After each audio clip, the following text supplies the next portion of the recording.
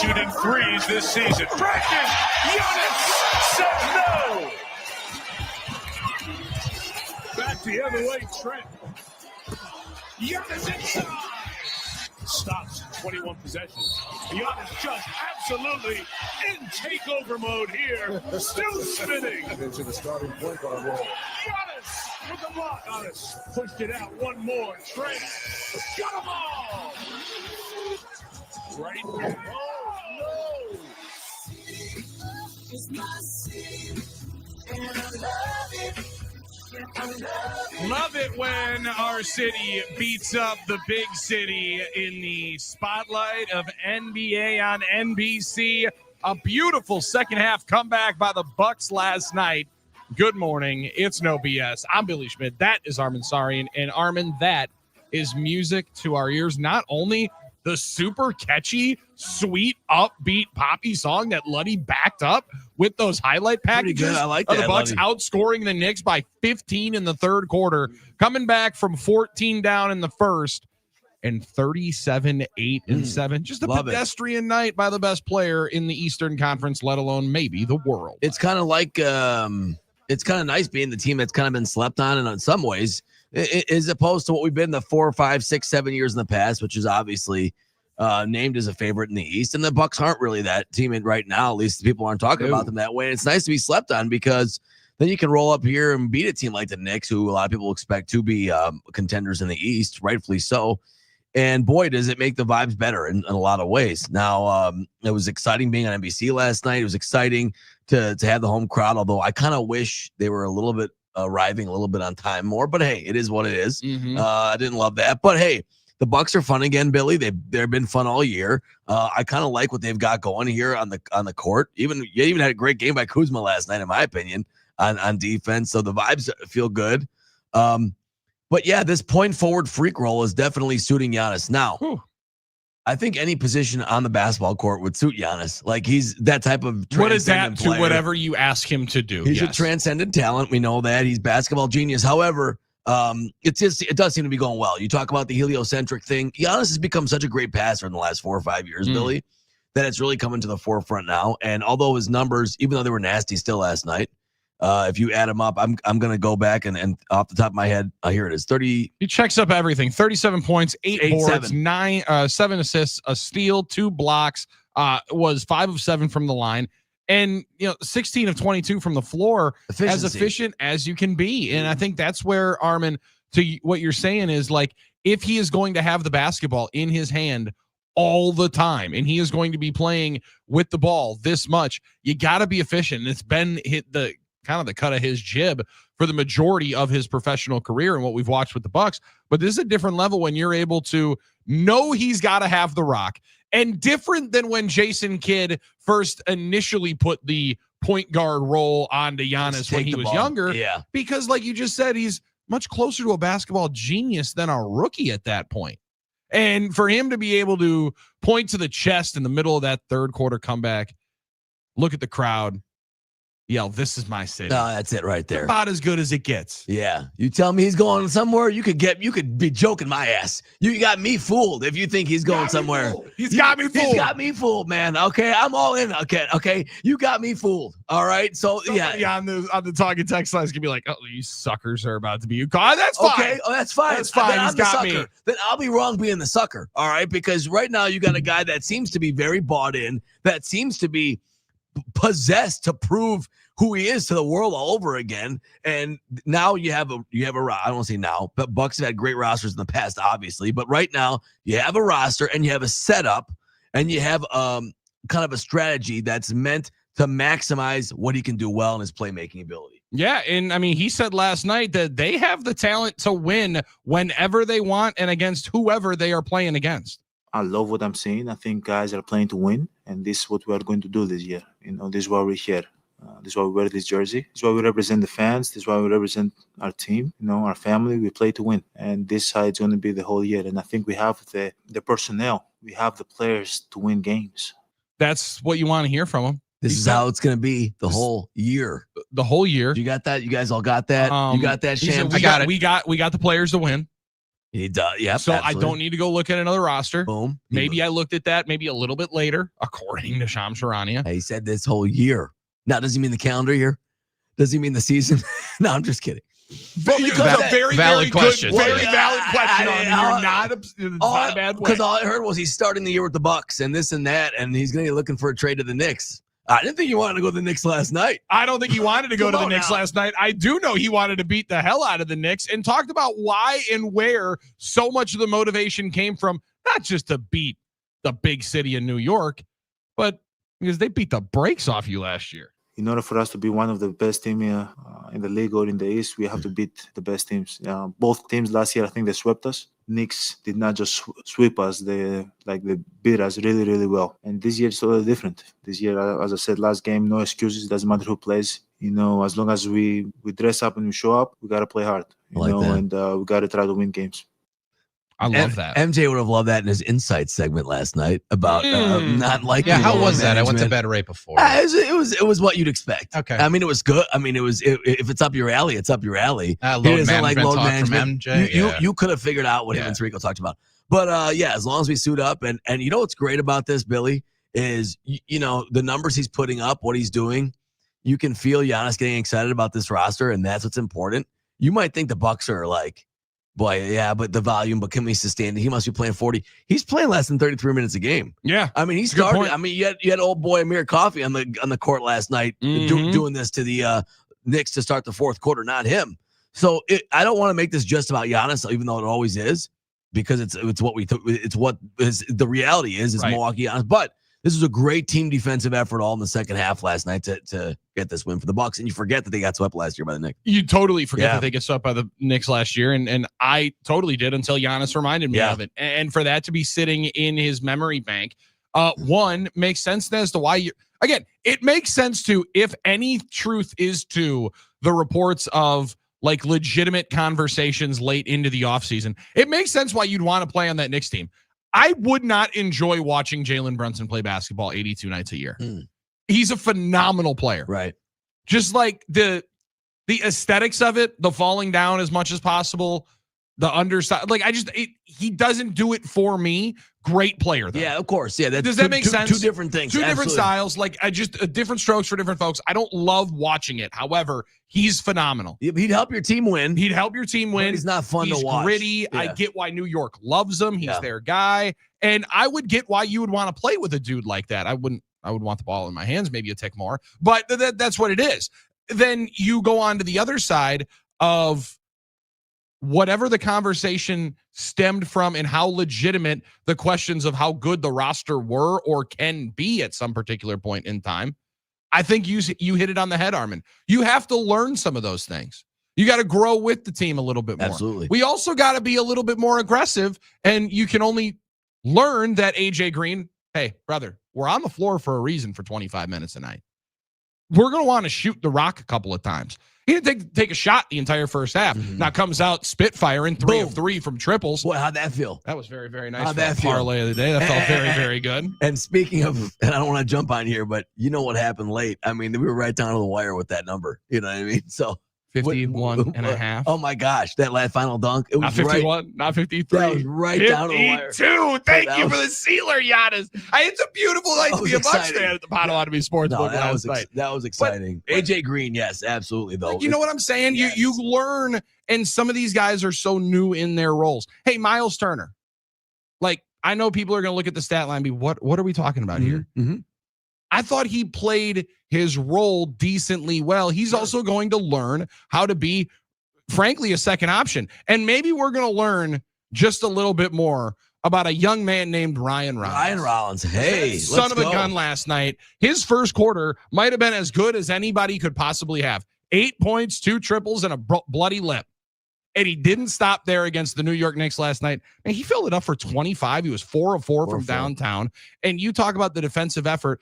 Brunson's going to get his. Like, that's just how the Knicks are built. That's how they're operated. He made him work for it last night. And I thought Rollins was fantastic. When you're looking for a Kevin Porter Jr., at least supplement at the moment while he's hurt. But, I mean, let's be honest. He's Kevin Porter Jr. You can say that it was his job to start the year, and it absolutely was. But Armin, this is under construction. This is a work in progress, and all jobs are pretty much safe outside of that heliocentric 34. Right, which is great in a lot of ways because you don't have maybe defined roles yet, but you also have opportunity for everybody on this roster to push themselves into that role. And I think was it Reggie last night that said the Bucks don't have a defined 2, and they've had that for so long, right? I mean, ever since Giannis existed here in Milwaukee, the Bucks have basically had defined roles at the 2, or in terms of 2, not the shooting guard, but the second leading player and all these things. Well, you can maybe make the argument that that's Miles or Gary Trent, but you can't really say for sure it's any of these guys. And that's a great thing, Billy, because you don't need one. You might not have a 1, a 2, a 3, but you have the 1 and you have all these other guys around them that are fighting. It sort of reminds me of the Packers receiving core in a lot of ways, that like you have enough guys that can be that any night, talented enough. I still believe KPJ, when he comes back, when he's healthy, he's going to be that guy or can be that guy. So I'm still excited to see what this offense is going to look like with Kevin Porter Jr. But you're right, Billy. Some nights, if it's Gary Trent, last night it was Ryan Rollins. That's the exciting thing. Cole Anthony's had a big game. That's the exciting thing about this roster is that there's a bevy of guys and younger guys that can fill it up. And the more I think about it, I go back to my thing with John Horst and Cheese and Crackers. He really put a good unit together with not much in the offseason. And it's really impressive what he's done. So people can look the way they want about Horst and what he's done, and he's an aggressive, but the drafting hasn't been good. But he's done a good job with roster construction. He's done a good job again this year. I love what I saw from Rollins. And this Kyle Kuzma's been clowned a lot. Some by yours truly. Okay. Very much. If I get this Kyle Kuzma, I'm very happy. 20 minutes. He only shot twice, but he got to the line 6 times. But you know what I mean? I don't need Kyle Kuzma to be the high school star where he's taking 20 shots. 100%. What do we say? We got to wash some Wizards off of you a little bit. Wash the Wizards off, but 5 rebounds. And I'm telling you what, Billy, you watch him on the court. I don't know what the metrics are going to say. I know what I thought when I saw him on defense. I saw someone say he looked like he had a battery in his back on defense. He had a great night defensively. You get him embracing a role like that. You don't have to shoot a lot, Kuz. You can do your thing every now and then, but you be aggressive, get to the line. But rebound, play defense. You do have athletic ability, and that's where you can use it. I'm not mad at that Kyle Kuzma at all. No, hey, a net neutral is going to be okay. A -1 in the plus minus. Yeah. That's fine. I also like the fact that he almost, and I know they overlapped a tick. It felt like he was kind of just simply the Giannis replacement, and it's about as Kirkland brand Giannis as you could possibly get. Right. But hey, put the ball. You can have the rock, right? That's not Kirkland. Kirkland might be better. Great Billy. value. Great choice. What's that? I mean, we had to give up Chris to get this. That's not Kirkland talk. That's whatever's right below Kirkland. Or whatever Walgreens knockoff brand would be. Well, it's one of those two, right? It's one of those two. But it's like, hey, let's take significant steps down. But hey, run up and down, have your fun, be the Energizer Bunny, and just try not to lose the Giannis minutes as badly as possible. Because that's what this ends up being. Yes. He is so significantly your best player. So significant. That when he comes out of the game, you just can't lose those minutes by 10, right? You can't be outscored by 15 when he's on the bench for 12 minutes a night or 13 minutes a night. And you mentioned it. Only 33 minutes from the Greek Freak last night is a beautiful way to go. Marcus Williams saying to us on the YouTube chat, what's going on? Good morning, guys. Fired up. I'm glad I can still catch you guys in the morning. You can wake up with us, and the best way to be able to hang out with us. Yeah, man. Thank you very much. Glad you're catching us in the morning as well. You can catch us right there where you are on the YouTube stream, Facebook, Twitter, or X, however you want to say it as well. Also, we're on the stream, as you know, and we're talking to 1070 Madison. We're talking to Rhinelander, Billy. Better believe it. And we're talking to, I want to say, Eau Claire.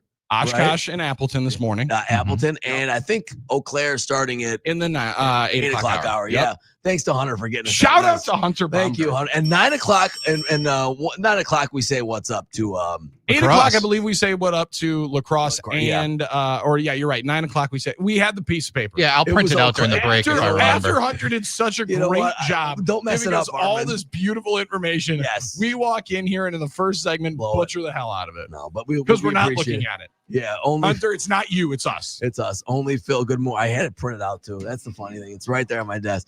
I'll grab it. You replied all to the email this morning. So you did? I was so fired up. That was worth the reply all. But I want to say something about that reply all. I made sure I know who was on there. Okay. So it was just us and like. Is there a certain person in the afternoon that you wanted to make sure was on that I just wanted to, I didn't want to make sure it wasn't like, Oh, I thought you were trying to needle KB with it. Oh, okay. He hates the reply all. whatever. He's gonna have to do. Reply all is different when there's 6 of you on there rather than like the entire building. You know what I mean? Yeah, Should I reply all building's after worse. the show? Just cause. I would do it during the break. Why not? All right, deal. Just reply all. Printed it out. Thanks, Hunter. Only Phil. I don't know if this KB's is, desk. I don't know if this is just for you, but only 3 Phil. copies.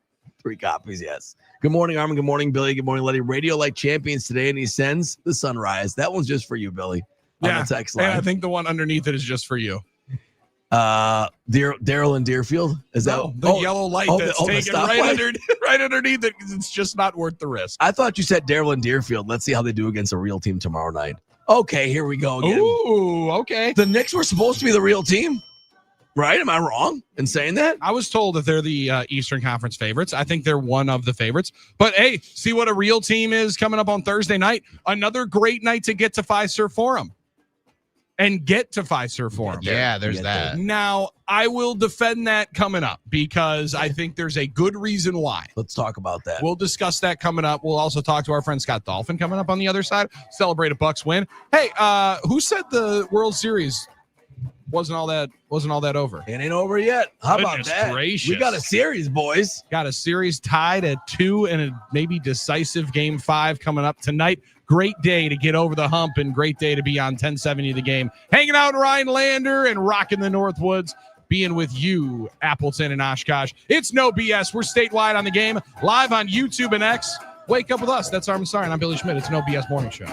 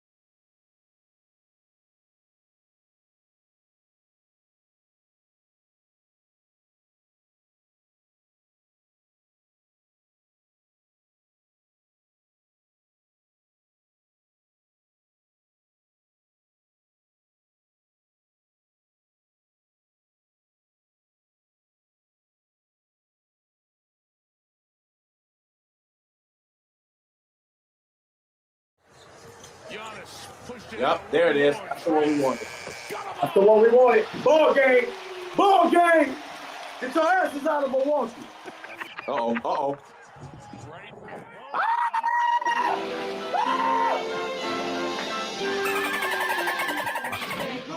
Now the man that provided a double nickel in his rookie season against the Golden State Warriors, who enter Fiserv Forum on Thursday night. That Brandon Jennings via Luddy. What YouTube stream was that? The arena from Gilbert Arenas? Or? That sounds right, kind of based on the background and everything. I didn't check. I should have done my research. Well, sorry. I'll tell you this. Tough crowd is always allowed on this morning show. We're going to be big fans of Brandon Jennings hanging out with us here. And anytime that we can play Brandon Jennings, being that happy, we will.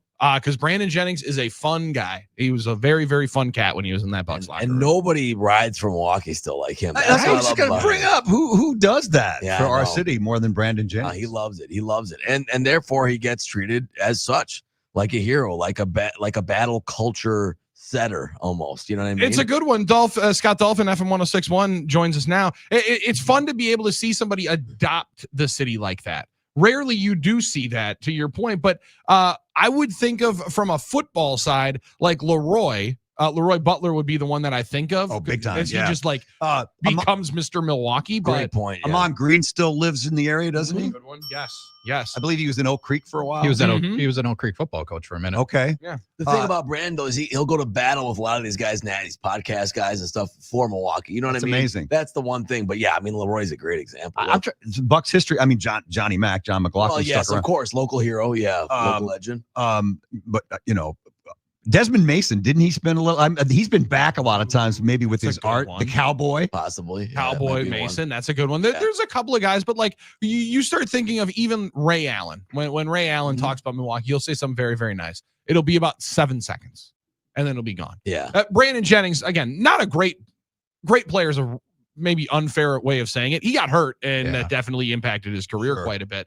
But he was a good player, and he was a trailblazer when it comes to getting a contract in the league. That's right. Remember, he played in Europe. Yeah, he wanted to go from high school to the league. They wouldn't let him. So where he went to Rome, played some high quality basketball in Italy before coming back here to the Bucks. But when he got traded in 2013, did you ever think he would be acting like that? No, fronting for Milwaukee. Maybe. No, and embrace that much. I mean, exactly. there's a lot of guys that you could say put in more, just I guess, numbers over time, but no one set the culture for Milwaukee like Brandon. I think he's still looked at as the one guy that he burst onto the scene as a young player, and he made Bucks fans believe again that something good could happen, even though it didn't sustain with him as being the star of it all. It set the culture, and then he played with Giannis a little bit, and then obviously went to next levels. And Bucks now and 6. I mean, Bucks and 6 is the battle cry. It'll always be that.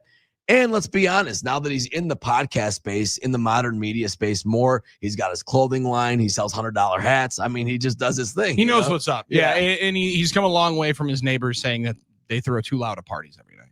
So what?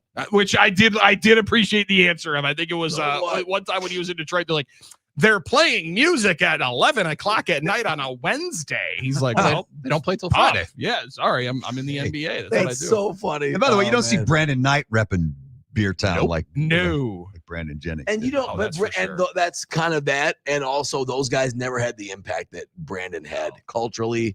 Right. It's just hard to describe because you might look at numbers one day and say, why do Bucks fans like in 40 years go so crazy for this guy? But if you were there and you experienced it, you understand. I remember a former coworker of mine calling Brandon Jennings' mom on draft night and thanking her for birthing Brandon Jennings because he was going to be such a great member of the Milwaukee Bucks. And he ended up being good. Ended up being really good. You mentioned the Bucks and 6. Now I think my favorite part of that is they do get swept, and I think all those games wasn't were even losses. close, dude. Yeah, and there may or may not have been those are the Heatles, brouhaha during were you in the game locker 3 room for that little thing between? May have been. Okay. May have been. If you may have been, then what may have happened? Yeah, you got to tell that story. I don't know. Yeah, I don't. I still don't know that we're allowed to at that particular point. Interesting. What all went down? But how about you tell a fake novel story like about guys that could have been in? I'll tell you one individual who was such a legend in the moment was Brandon Jennings. Just sitting back, hanging out. I mean, there were moments in that locker room that he was a part of. He saw a lot of stuff as a young guy. You mentioned going 18 years old, going and flying overseas and playing in Italy, and then 19 years old, you're the best player on an NBA team. hanging out, a lot of money in your pocket, Major Goolsby's wings and ham and cheeseburgers You right get across to the street. when you get the wings Right and the across ham street, and cheese, and they sell root beer floats. Good stuff. Good stuff for that's after good the stuff. game. Samuel Dallenberg over at XYZ Bar. I mean, it that's was a whole different deal. Yeah. Sammy D one time asked me where and how he could access one of the big bags of popcorn. Right, like one of them big old sacks of popcorn. Were you carrying one across your back like Santa or what? Why? No, and I was like, I don't know, but I can figure it out. He goes, "There's a C note once you find out." Man, we found that. We found that popcorn very, very, very quickly in that locker room. That's something he would want. You know what I mean? That's just something he would need. I feel that big bag of popcorn sat right next to his locker, and he hung out with it all the time. He was a great dude. No, there wasn't a lot of big talent on those teams, but there was a lot of big appetites. Is what you're saying? Big appetites and big personalities. Yeah, big personalities. I forget who else was on. Drew Gooden would have been. On I got the final 2012-2013 roster. Now remember, JJ Redick was an addition to the team. Yeah. What a disaster! Getting traded Tobias Harris away from Milwaukee. Yeah, that was a good move, right? Yeah. JJ Redick did not want to be here, by the way. JJ Redick wanted no parts of being here. And Tobias Harris, out of those teams, Letty, I think the only individual still playing in the NBA. You are not wrong, I believe. Epe Udo, Ish Smith, JJ Redick, Larry Sanders, Joel Prisbilla, Luke Rashad Mbamute, Brandon Jennings, Ersan Ilyasova, John Henson, Drew Gooden, Monte Ellis, Mike Dunleavy Jr., Marquise Daniels, Samuel Dallenberg, and Gustav Ayon. Monte have it all. If you remember correctly. Inside game, outside game. What's it? There's the only difference between me and Dwayne Wade is 3 championships. Other than that, I'll find that. That's what he said. I'll find that cup. He did provide us with some exciting moments, though. I mean, I remember him hitting some horn beaters at the end. Yeah. Well, and Ellis comes over in the Andrew Bogut trade, and if you're talking about Brandon Jennings, him and Andrew Bogut were cooking in that rookie year. Yeah. That was when they first came up with the Fear the Deer moniker. Yes. They go to the playoffs. They're in a game 7 against the Atlanta Hawks. Bring back game 6. Chance to win a series for the first time since the 80s. And they scored like 81 points. Yeah, we scored nothing. I think we scored 69 points. Oh my gosh. Hey, Luke Mbamute was solid, too. He was good. He was the best player on that list is probably Ersan. Let's be honest. I mean, Ersan had a great career. I mean, I don't know about the best, but of course, but he almost saved us in 18. 69. Oh, ouch. That hurt because we were so excited about that game. Everyone was poised to win a series and all that. But my friend Nate flipped the table in the post-game locker room. Well after all the players were in there, right? Like, everything's cleaned up. Everything's nice and vacuumed up as the ball kids we were in high school at that point. This sucks. Flipped the table. There was nothing on it. And he's like, I just had to do it for dramatic effect. I remember though going to game 3 and 4 against the Hawks, and the Bucks were down 2-0 in that series too. And then you win 2 at home. Yep. I got tickets last minute. My buddy Pete, who's been texting me a lot, so I'll read one later today. But we went to that game. I remember we had a guy. It was in the Bradley Center where there were just 3 seats in this row. It was a weird spot upstairs. Wow, you were in the smoker section. Yeah, and there was I was, and there was a dude that just came by himself. He's like, I had to witness this. The Bucks are back in the playoffs. We were talking. It was a great night, and Godzarich had a big game, and Kurt Thomas was playing hard, and Salmons was hitting shots, and I'm like, we're back. Like it was an amazing feeling for a while, just to have Bucks basketball relevant again in the NBA, a chance to win a series, to believe again, to win playoff games. It meant so much to resetting the culture of NBA basketball in Milwaukee that led eventually to getting a guy like Giannis, thankfully, thank you God, and a new stadium and eventually a world championship. You're right. I remember when I first got here, they were just god awful. Right. I remember going to the Bulls game where the Bulls won their 70th at Bradley Center. And those Milwaukee teams was that the Arkansas guys, right? Like Todd Day, Murdoch and Day might have been off the team by then, but you had guys like Vin Baker and Big Dog. It was like 96, right? So Vin and Big Dog were young. Were they here already? But they were rookies back then. But this wasn't a good team yet. It was like Johnny 6 wins maybe. Yeah, probably. And then they got better, obviously, once they got Ray and things happened. But Todd Day might have still been on the team. Being a big Bucks fan in the city of Milwaukee for a long period of time was a funny way of people looking at you saying, that's how you're wasting your time in the winter. I describe it because I grew up in the 90s. I loved the Bucks, but the Bulls were everything. The way I described it to Billy yesterday, because the Bucks were back at NBC, and that was such a 90s culture point, was that you felt like the Bucks were you knew the Bucks were in the NBA. intellectually, yes, as an NBA team, but it felt like the Bucks were in a different group of the NBA. Like being regulated in the Premier League. You were never on NBC. You were never talked about nationally. The Champions League. You're going up against Juventus. There's never NBA inside stuff. Although I guess there is a Blue Edwards segment. Someone tweeted. Dan and West Bend tweeted that. Brought up Blue Edwards yesterday. It's like we were the NBA backwater in so many ways, and you were just kind of hoping for anything that Armand Gilliam's on the team now, and you're hoping for anything that maybe will become good again and make a playoff, and eventually it worked out, but. They were in the Bradley Center in the 90s too, right? That had happened already. 88 100%. Yeah.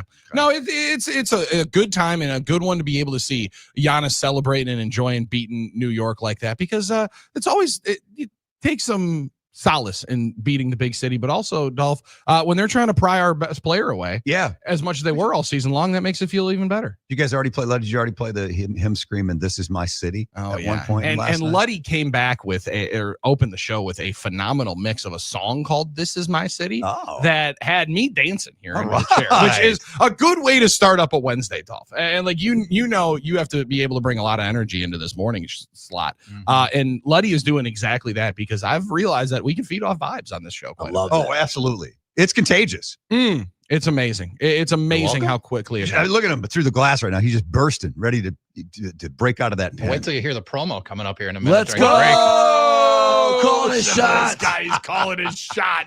Well, we're actually going to call it before we have to take a timeout, that we see a beautiful list of headlines in front of Scott Dolphin. Absolutely. And we are not going to miss the opportunity. Presented by Screamin' Sicilian Pizza, Palermo's Screamin' Sicilian Pizza, which is going to get fired up during the 7:00 hour. Delicious. Interesting. Let's yes, go. Very hungry this morning. I just saw Shohei with a big fat hanger that I think that ball that Vlad Guerrero hit is still going out of Dodger Stadium last night. Credit the Blue Jays, man. Not too many teams are coming back after that devastating 18-inning loss, and they did it last night. They have one thing. Awesome. They have one thing that's very important if you're going to slay a giant. They have the ability to hit home runs. They have power. Yeah, that's a seventh of the playoffs. They have power, and you need that in the playoffs. And if you're going to beat the Dodgers, now they're 2 wins away from actually doing it. You got to have guys that can hit home runs at any time. And now we've got a series, and wow, is this interesting. And now, dare we say, this is a must-win for LA tonight. Got to get it. Yeah, you got to get one, because you can't be going back needing both in Toronto if you're going to win this thing. And the interesting part, Armin, like you mentioned, they got the power and the ability to hit a bunch of home runs.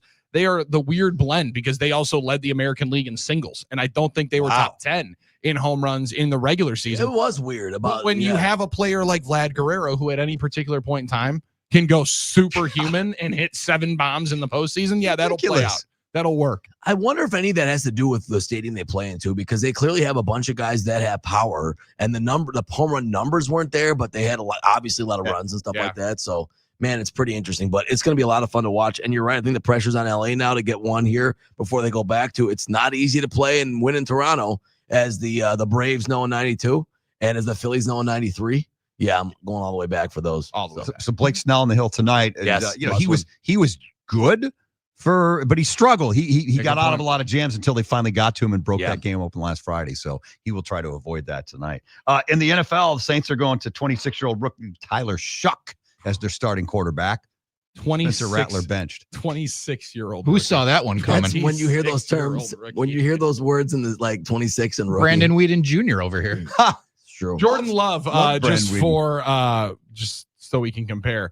He's still 26. He turns 27 next week. So this guy is a rookie, and Jordan Love has been in the NFL going into his 6th year. Did we forget about that sometimes? I mean, Jordan Love's been in the league for a long time, how young he was when he first came in. Just like Aaron, 21. Yeah, that's a good point. Yeah, Jordan Love only played like 30 college games, right? He only played 2 seasons. Is that what it was? He played JUCO. He went the JUCO route too, didn't he? Utah State. He might have been a JUCO guy. I think he was a 2-star recruit, but I think he played 3 years at Utah State. He was either State. that or a handful of Big Sky teams. He was getting recruited by Eastern Washington, NAU, Sacramento State, and then Utah State was the only FBS school that offered him a scholarship. Wow. Yeah, he didn't play in Sacramento State. No one even knew was a real school until Michael Vick is there, right? No, that's Mike Pick. Bibby is there for the basketball program, and Shaq is his Sorry chief about of it, staff, guys. director of whatever. That's Sacramento sure State. he's- Yeah, exactly. Sacramento State. Yeah, sure didn't he's even in realize it was a real school. I'm sure he's in the administrative office a You lot. could have told me that was University of Phoenix. I got a feeling that Bibby and Shaq maybe during one of those Western Conference Finals maybe got together in Sacramento, and Bibby kind of showed him the ways of town. That's true. Yeah. And maybe Shaq goes, you know what?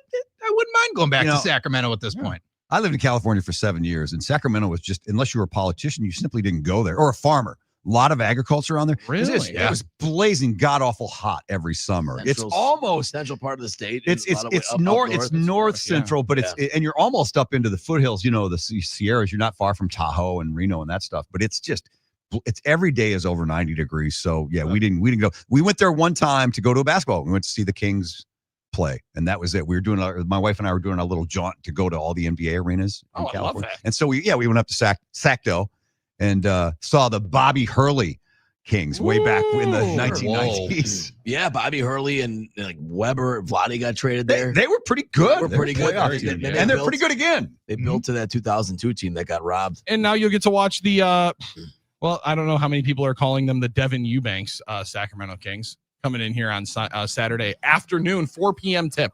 That is a family special for the 4 p.m. tip. Love Like it. the beam. Former Hawkeye Keegan Murray of Sacramento. Yeah, that's right. Also, That's it's right. day Nice drinking. nice It's player. perfect for a little pregame action. Yeah, I would think that a For those day without drinking kids. event would be a very, very fun time for that. Nice to have the matinee game. Like I remember that from my youth a lot. They don't have as many of those anymore. Like I like that. You don't have Badgers playing, do you, on Saturday? They're on a bye. Thank God. Who said that? what? Who said that? We appreciate a weekend where we can reconvene, sit back, lick our wounds. Oh, and figure out how to beat the damn Huskies next week. you're just talking Please. in general. You just needed to recharge the batteries. It's not no rap on Badger football. No. I think everyone just needs a little reset, a little recharge. Armin, when does Marquette fire up? Maybe try to find some. I Next mean, week? it's I think it's next week. I think Right. Are you even a fan? You don't even know this? It always, my it God. always gets me by surprise. Wow. I think it's Winthrop. It always gets me by surprise, and I think it's next Monday, but I'm not 100%. Okay. Mm. Better Don't get do ready, it. man. This isn't fair. Next Monday, this you're isn't hosting fair. Albany. Are the women playing Winthrop? Someone's playing I Winthrop. don't know. You got Albany at Sure. home on Monday night. Then Southern University comes in, All right, Albany. and Sorry. then Indiana on Sunday Yeah, I night. knew- I- Or Sunday So at you better noon, wake excuse me. up. Well, everyone's ready for the Indiana game. I knew the Indiana game was the first. The bye games, I mean, Is that the Big Ten, Big East? no, that's one of those. That's the one in Chicago. I think that Okay. that they're just playing. Oh, the Gavitt games, right? Yes, Jim Gavitt, I believe. Is that? Well, yeah, but everyone's scheduling these independent site games now a lot Yeah, more. but I believe it'll be wrapped up in the Gavitt Games celebration on ESPN, if I'm not mistaken. I think you're right. I think you're spot on there, Dolph. Always appreciate it, brother. And thank you so much for giving me that fuel because I'm going to mock Armin Sarian for It's the next fair. 3 hours and 20 minutes. Fair The fact that he enough. did 'Cause I not didn't- know 'cause- when Marquette yes. opened. So thank because you I didn't so much for memorize that. the Marquette schedule yet. Don't It's not understand. November. You don't understand how much you just did for Ah, me. that's I'm at a loss right now. I'm sorry to put you on the spot, You're but good. You're fine. I feel you- responsible for myself. Expect more. you always Expect know more. Yeah. when it comes to the I Golden don't. Eagles. I don't know, think. Liz. Okay, November is when I start thinking about it, and we're in October, and whatever. Yeah, November. Don't forget to turn your clocks back. Also, it's Saturday night. You're going to ruin this guy's whole Wait, so is that an Thank you so extra much. hour of Appreciate it, sleep Dolph. or less? Yes. Yes, No, fall I'm back. excited. Wait, extra I'm hour of excited. our time? Yes. Oh, That's how good that to know. works. Thank That's you. the way I wanted you to think about that, Luddy. Good. That's There you go. good. 877-794-1973. Dolph, always appreciate it, All right, brother. We'll boys. talk to you Thanks, tomorrow. Dolph. There's Scott Dolphin stepping out of the studio. We're back after this on No BS.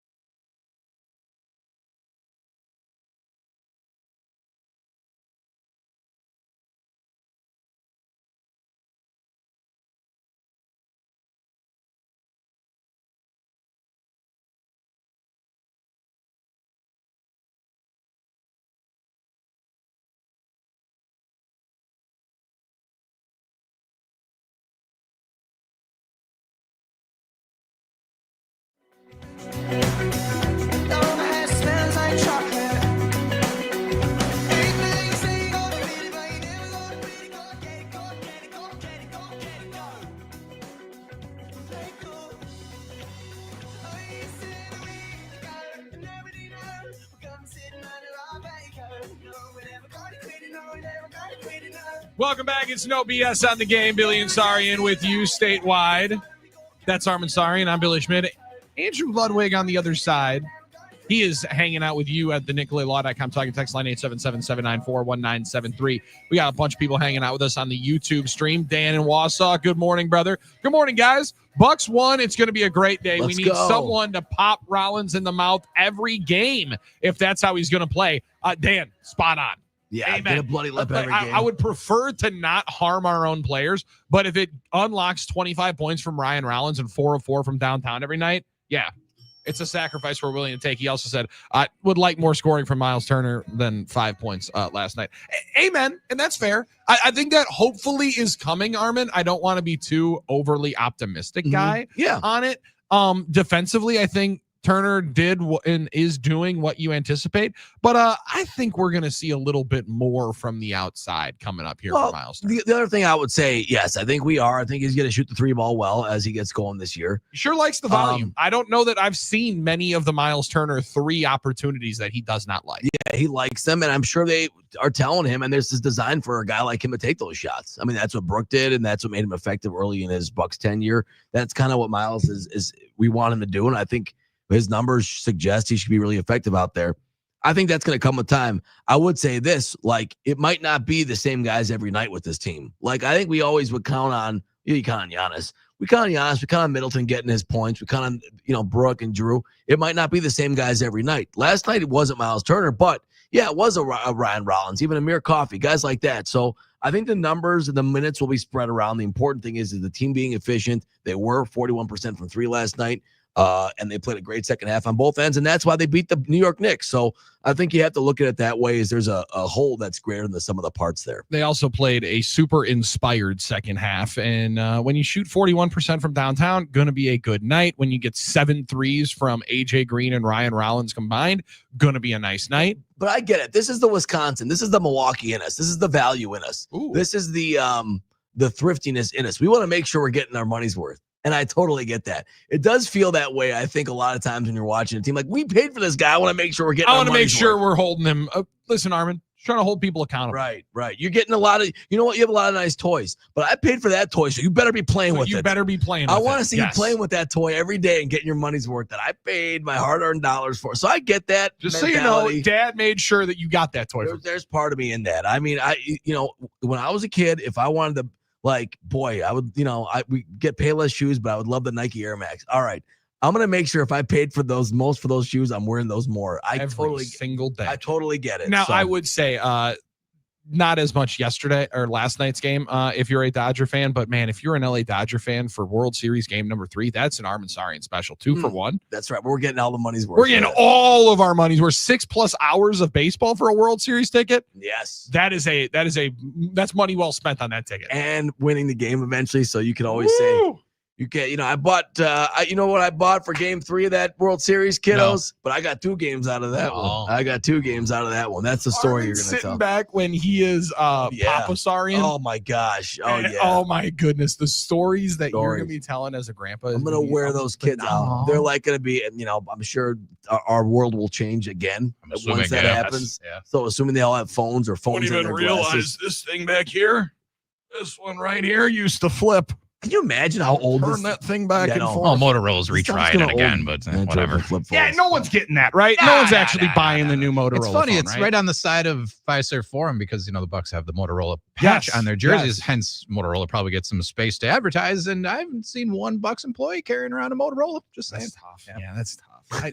Listen, I was not a Razor guy when I was younger. I was a Nokia. I had a Nokia phone that was barely the size of my palm. As a large individual, Razor was a cool looking phone. It was awesome at the time. Don't know how it holds up here today. Just like Monte Ellis was a cool player to have for the Milwaukee Bucks. And this soundbite that Armin Sarian brought to our attention is so cool that it can't not get played. To be honest, I would put myself in the same category as D Wade. I mean, at the end of the day, the only thing that he have that I don't have is, more wins and 2 championships. Yeah. That's it. I mean, but as far as playing on the same level, competing every night, both ends, shoot inside, outside, fast break, transition, Monte Ellis have it all. That's just, it's you actually talk about the irrational confidence you need to play basketball. you need it right there.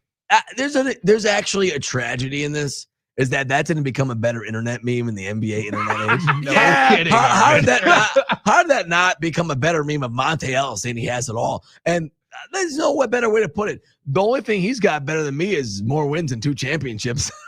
I mean, like, that's it.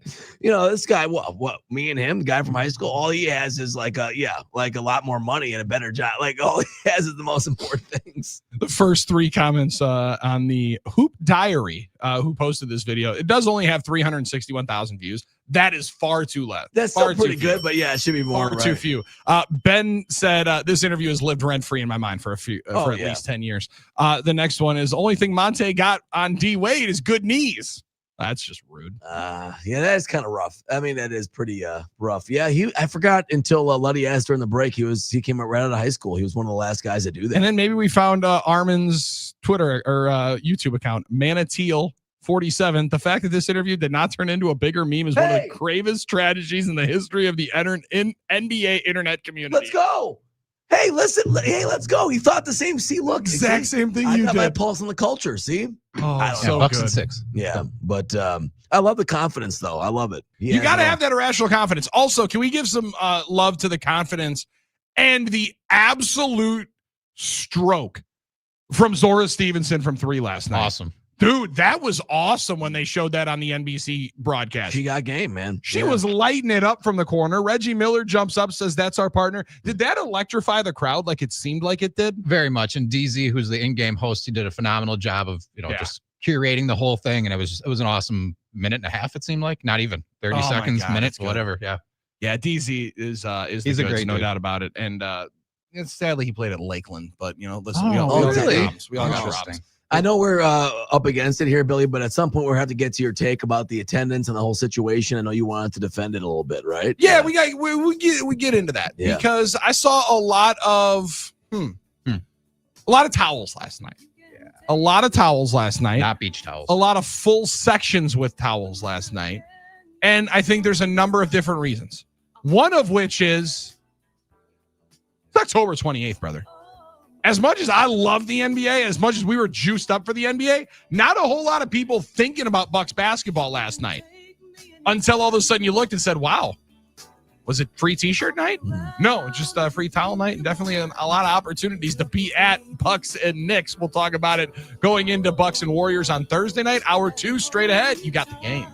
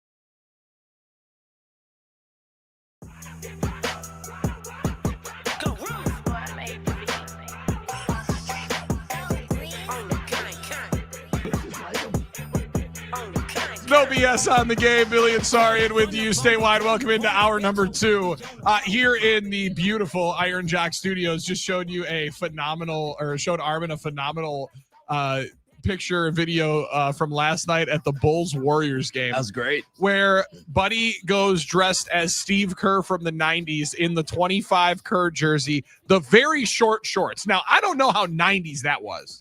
They Early 90s, right? But as the 90s went on, they got longer. lower. After Fab 5, they got longer. Well, and I was going to say that's what he's looking at is in the later 90s, now, right? There were some guys like Stockton, and I want to say Kerr that still wore him up a tad. Okay, Stockton, so he still rocked that. Stockton wore it way up. Stockton consistently stuck with the grape huggers all the way through the 90s. Now, grape hugger. The grape hugger. I would have went with blueberries, but yeah, go ahead. I wouldn't know, but but as the 90s went on, the shorts did get longer until I think peaked at like 2003, 4, 5. Yeah, where they were TJ skirts. Ford. Although there's a story behind that. He said when the real professor was in right. session, The that's and when one, those really took over. And one and all that stuff. And as you know, Billy, 2010, 11 maybe. 12, they started to creep back up, and now shorts are a thing again, right? For dudes and all that. Yes. Showing thigh. I will say, I think man thigh might have seen its peak, no pause, here in the last couple of weeks or last couple of years, where I do think the trend is now like, hey, why don't we lock that up a tick? And can we come to a happy medium and settle, please? I mean, can we do that now? When Marquette went to the candy striped shorts and uniforms in 2009, I want to say, or 8 or 7, when they had the Dwayne Wade was with Converse and all that. I was excited to buy the shorts. They look cool, with the stripes on the side. Famous uniform that Marquette had. Yeah. And I bought the smalls, and the smalls almost go to my calves. I still have them because that was the style. I mean, these were the smalls I bought, and I'm not a short guy. I'm not a tall guy. Yeah. Hold on. I'm 5'9". All right. Now on a good day. All these guys out there in the internet call me 5'8". I can prove I'm 5'9". But what does it say at the doctor? I'm 5'9" at the doctor. Okay. All right. Thank you, Dr. Ferd. I'm 5'9". I keep my shoes on.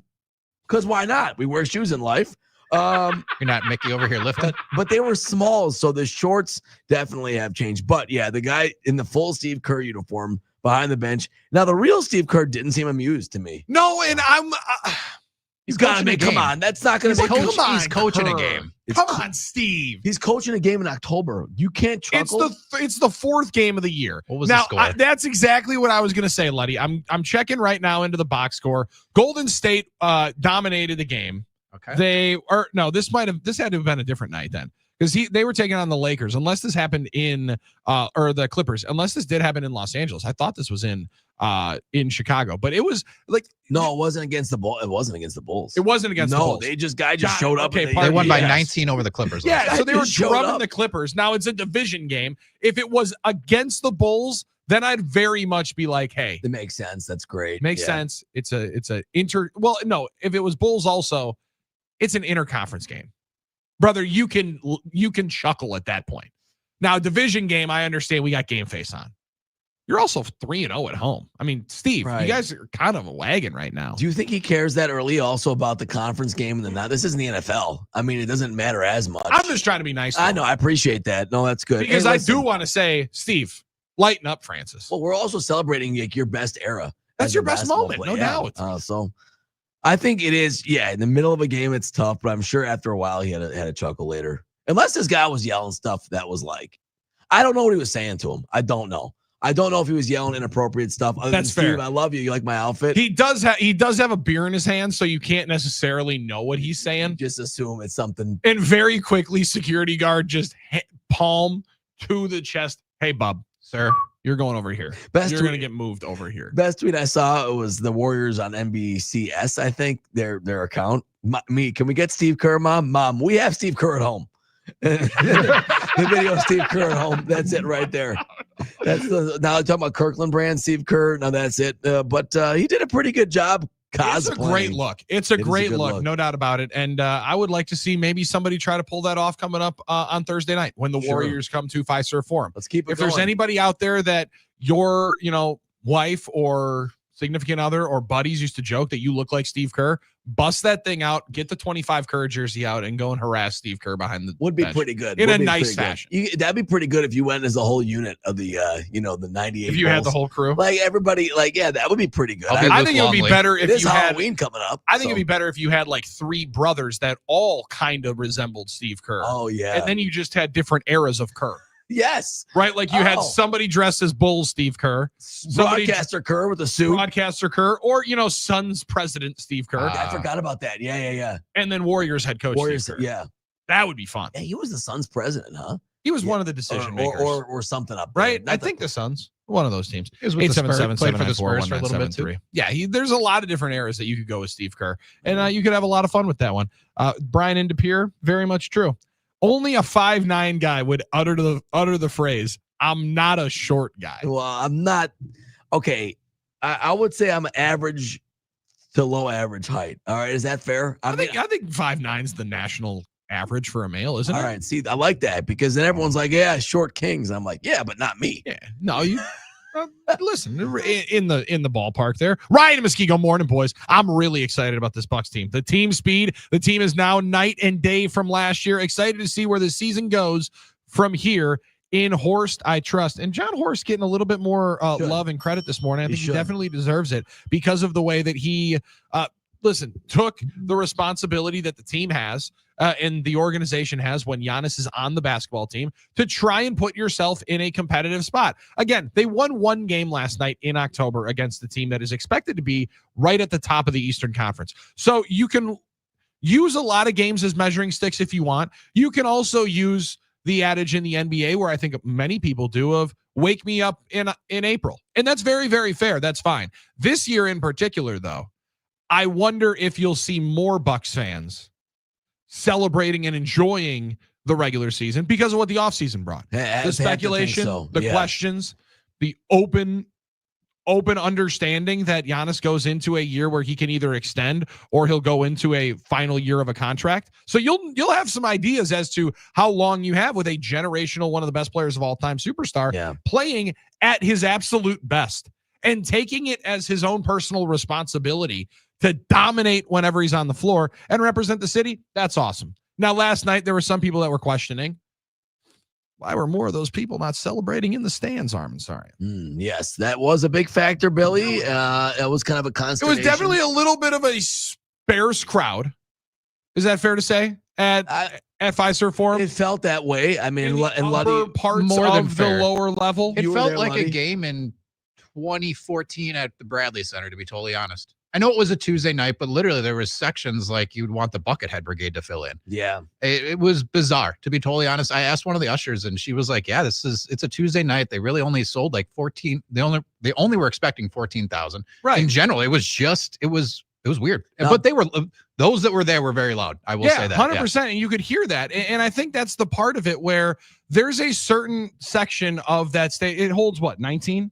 16 and a half. 16 and a half. So that's still a pretty damn good crowd, right? Yeah. Like, I mean, we can it seemed like they weren't sitting. It looks, I would say there wasn't 14 that actually showed though. Sure. I would say maybe it was 12. Okay. Again, that's still decent for a Tuesday night in October. Right. Like, we do also have to understand this is game 4 of 82. Mm-hmm. And for the national attention span that has been admittedly so by the NBA, like they've leaned into saying we can be a highlight sport. Yeah. You can find us in a bunch of different ways. I was very interested in going to the game last night, but I'll tell you this, and I think the Bucks are realizing it at some point, and a lot of fans have mentioned it for years and years, that the prices have gotten a little bit insane at different points in time. Yeah. Now they did find, I think, and this is probably once they realized how many they actually sold for last night, was they put out a way of getting like buy one, get one for a select amount of games here early in the season. Early season NBA attendance is not something that is great around the NBA. Also, it's not great at American Family Field, right? Like, I mean, we remember how lively the crowd was late, but I think many people were saying the same thing. It's so early in the year that that's not going to be something that I'm going to be worried about. I will say, though, that if you open up and at least loosen up some of the dynamic pricing and moving the ticket prices, especially for that top half of the lower bowl, Armin. Yeah, that's it, Billy. As high as it is, especially on a Tuesday night in October. Like, I know there was a concerted effort a number of years ago where we talked and spoke very, very fondly of the early to mid 2000s Bucks. Those teams weren't very good. You know why there weren't a lot of people there. I was at those games. There were 99 people one game I counted on a Tuesday night before the game started. It's amazing. 15 minutes before the game started. Yeah. There were 99 people in the lower bowl. So I understand where we're like, hey man, there were a bunch of empty seats last night. There also were big towels on them that kind of call out where they're at. It was I think there's probably more of that throughout the year. But Armin, there was the idea that we want to make sure you can't just go to your local Wendy's and buy $20 worth of Baconators and get a Bucks ticket. Like at some particular point in time, there was. Right? Like that was a time. I get it. And that is no longer the time. That hasn't been the time for a long time. But when we try to change what the past looked like in that standpoint, maybe we went a little too far out over our skis. And now we got to rein some of those prices back in just a little bit. The market, I think, is adjusting before our eyes. The free market guys love this, right? Because the market will take care of itself. And you're seeing some sort of healing in that sense of, yes, when the Bucks product became much, much better than we'd ever seen it. And I think ownership knew that. There was a new stadium. There was an opportunity to say, this is a hot ticket. We're going to start to charge more. People will pay it. And we started noticing this, Billy, midway last year, that all of a sudden the dynamic pricing in terms of the secondary ticket market was really starting to drop. And so you witnessed what was happening in the market. The market forces at work saying people are kind of speaking their mind with their wallets by saying you have now mispriced the market. Like people aren't going to pay that much money anymore for those tickets. And I think to your point, they stretched it as long as they could, as far as they could, to see what people could pay, and now they had to adjust it. It's going to be on the Bucks now to readjust what their face value is, because people are just going to stop paying those if they can still get those tickets in the secondary market for a lot cheaper. And because of that, in the meantime, there might be some empty seats. Because no one's going to be paying face value at some point if they're going to lose money on that product unless they want to go to games. And then there's going to be season ticket holders saying, why am I paying this much for these packages if I can just get singles on the secondary market for cheaper? So that's an issue right now the Bucks have to figure out. I'm sure on one hand, they're saying, we don't want to devalue our product by starting to sell it at less than we think it's worth. We still have Giannis. We still have a contender.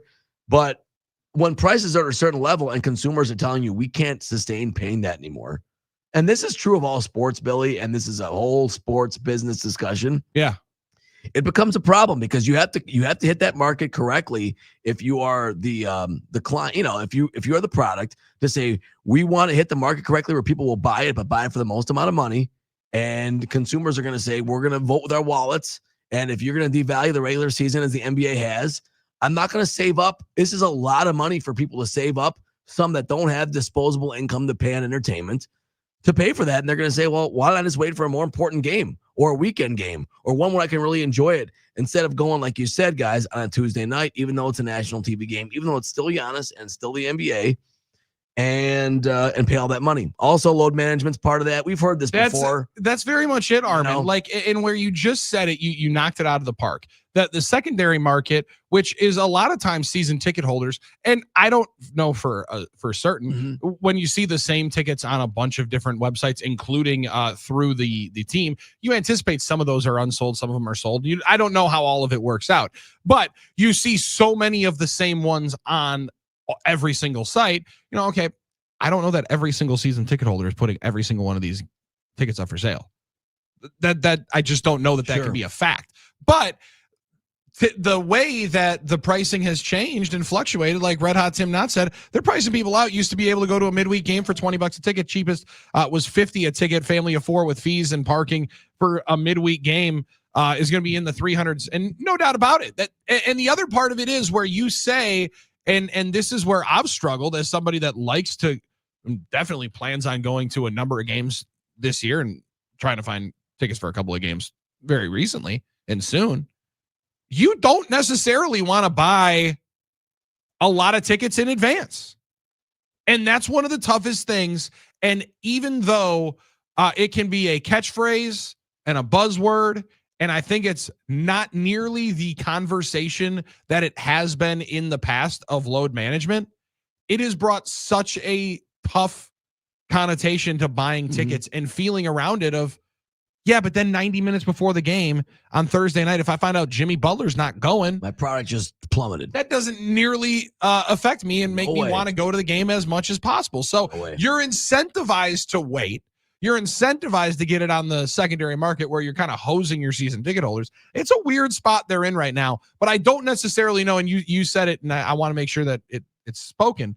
I don't think it's just a Bucs specific problem. No, we're talking specifically about the Bucs because it's the one that we're seeing and feeling right now. Yes. But I think it's in all sports, especially in a number of different markets where the team is very, very good, has been good for a long time, and then there's an incredible amount of volume that you're asking, like Nick said, pay $300 every couple of weeks. That's something that a lot of people just don't have right now. Don't have. I mean, and the business of sports is it has a reckoning with that in terms of. I mean, even saw empty seats last night at the World Series game, and now that's a different deal. Might be people that couldn't arrive and this and that, but you're talking about a World Series. You're talking about LA that has a lot of money, Billy.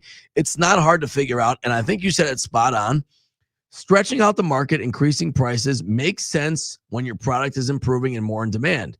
It makes total sense. To do it to that extent is where maybe it's not making sense. It doesn't. It's not hard to Google. I'm just Googling it. Average Bucs price of a average ticket, Bucs ticket in 2015. That's only 10 years ago. Billy was $50, and for last year, the average ticket price for a Bucs game was $316. That's 6 times, man. 6 times. It's one thing to increase it. You can't increase by 6 times and just expect people to. That's a grocery budget for a couple of weeks for families, maybe a week. You can't expect everyone to have that disposable income. Some do, but for 41 home dates for a 17,000 seat arena, that's where it's tougher. Yeah. And Aaron in Carolina's got a good point too. He said, don't forget also that the Brewers being so good going to the NLCS, people might have spent some of their Bucs money on Brewers games when you're budgeting for your entertainment dollars. That's one A1. And I wonder if you'll see some of that. And if you would have gone further into the season, if you would have seen that with Packers games as well. I mean, like, you make the own financial decisions that your own family can make, and it's not always the easiest thing, like Scott and Aaron said. So I sold my Badgers tickets as well. Now the product being tough, abysmal, is bad as well. That's part of it. I want to see an individual game going forward. It's way cheaper, and it absolutely has been. And so that's where all sports in totality right now are going to have to reassess it. This happens as well when we ask so much of the in-house viewing public. Matt LePayan mentions it all the time. And college football is one of the biggest offenders of it. And we still don't know when the Badgers play Washington. That game's in 12 days. You don't know. So, like, when you are asking a lot of the people that are going to the games, you got to meet them somewhere in the middle. And I wonder if we're going to see that coming up here soon. We've done everything we can to maximize value for TV now in sports, which is understandable. That's how a lot of people consume the product. That's where money is. And it's so good. But then you have to expect, if you're prioritizing that, you have to expect that it's going to fall on the other end a little bit for the in-house viewing experience and have struggles there, and that's what it's done. So the toughest guys, and I feel for them, are the guys trying to sell me Bucs tickets on the phone. The sales guys, they work hard. Yes. You go to a game, and it's like, but if I'm in his position, what am I supposed to say when I say back to him on the phone, look, you can't guarantee me Giannis is playing that night, or you can't guarantee me that the tickets won't be cheaper in aftermarket. What's my incentive to buy with you right now? Yeah. And that's tough. It's not that I don't want to go to games. It's that I want to make the best decision. And that's understandable. Armin and I are going to go to a game one of these days. We want to go. I want to go. Days. Yeah, Luddy. Well, you're always at the game. I know. Absolutely. Yeah, I'll see you there. I mean, you can go anytime you want, man. Yeah, I can go in and out of the stadium. It's kind of nice. Yeah. Armin and I got to figure out with bedtime first. That's where we got to plan. That's why I like the matinee games, right? I mean, that's why Saturday's looking pretty dang good. Yeah. Saturday is looking pretty dang good. 877-794-1973. Good interaction on the talking text line on this. I figured there might be. 877-794-1973. More on this and a varying degree of rankings for your Green Bay Packers as we get over the hump on a beautiful Wednesday in the good land, Armin, with a Power Rankings Wednesday. They have been surveyed. The land has been put together. We have seen what the board looks like. It looks pretty favorable for your Green Bay Packers. We'll run through some of those as well. It's no BS on the game.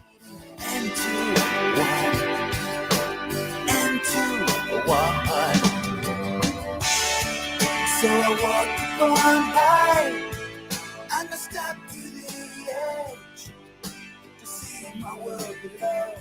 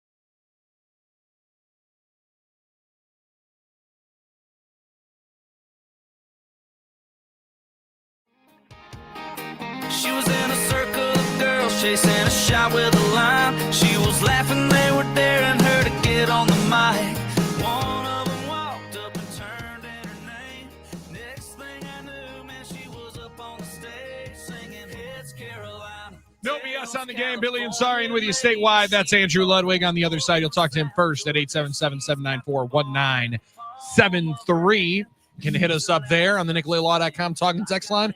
YouTube chat going up this morning. You can find us on X as well. Dan said, I've been to 1 Bucks game and 7 Packers games just this year. Well, some of it's because Green Bay is closer to me than Milwaukee, but mainly because of the price. Now, granted, you're right there. I have played more. He's had a good time, though. Been a lot of games. Those are big games. I mean, that's cool. I mean, it's a good run right there. We also had our friend Mike in MKE, though, say a little difference in the geographic location. He's like, man, I wanted to get season tickets for years, but there's simply no incentive anymore with the prices. I live so close that I can wait until closer to game time, buy them for on secondhand pricing for a fraction of the cost. Yeah. And that's the toughest thing that they have to work on right now for the Bucks. And I think it jumps off the screen last night when also the empty seats are dressed as beautiful pink breast cancer awareness towels. Yes, that's true. They're very visible. Very visible when that's the situation, instead of just the black backdrop of this. Yes, it creates a visual thing that really makes you notice, oh, well, this many people aren't there. So there was a tricky part of that. If the seats didn't have the towels on that, we might not even be talking about it. So that's okay too.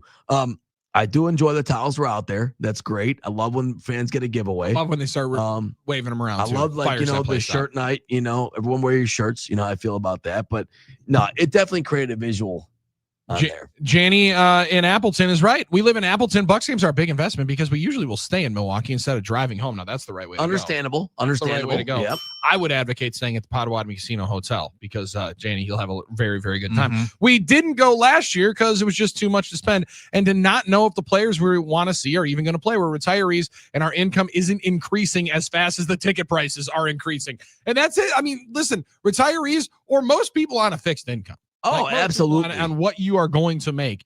The fluctuation is difficult. Like even now, big game coming up on Thursday night. We already know Golden State Warriors are an attractive sight. That's a game that you want to be at.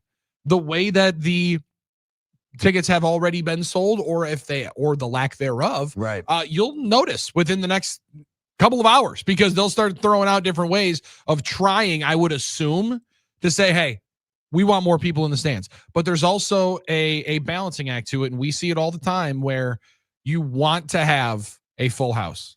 Yeah. But they also want to be able to find a fine line as to where the cost effectiveness is. Absolutely. But it's the tricky part of finding that right spot in the budget or in the market where you can maximize profit, but still get people in the stands. And it's understandable from a business standpoint to try and maximize that. If ownership, I mean, you got money, you got bills to pay and all that, even with owners. I know that people don't like that topic, but it's a reality. And it's totally understandable on the flip side. People don't like this as a consumer to be careful about your budget and what you're spending on. And you have to do it now more with the current prices. And that's just to get in.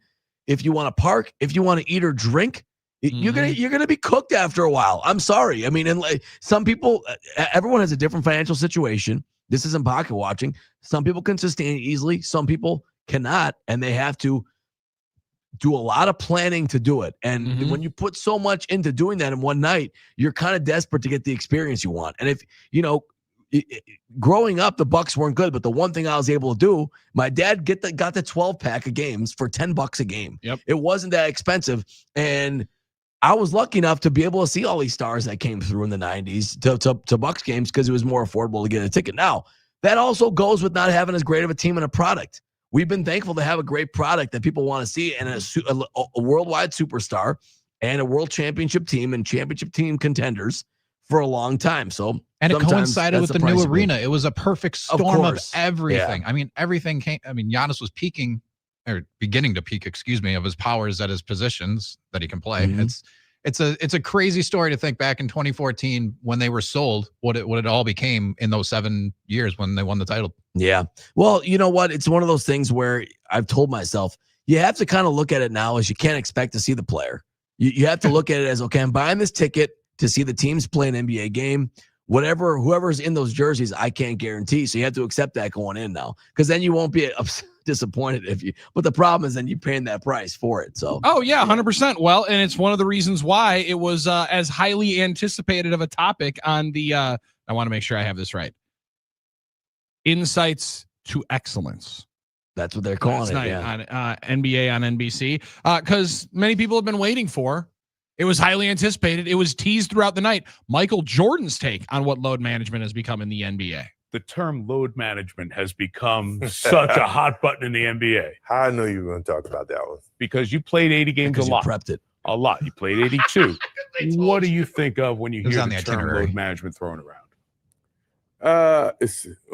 It shouldn't be needed, first and foremost. You know, I never wanted to miss a game because it was an opportunity to prove.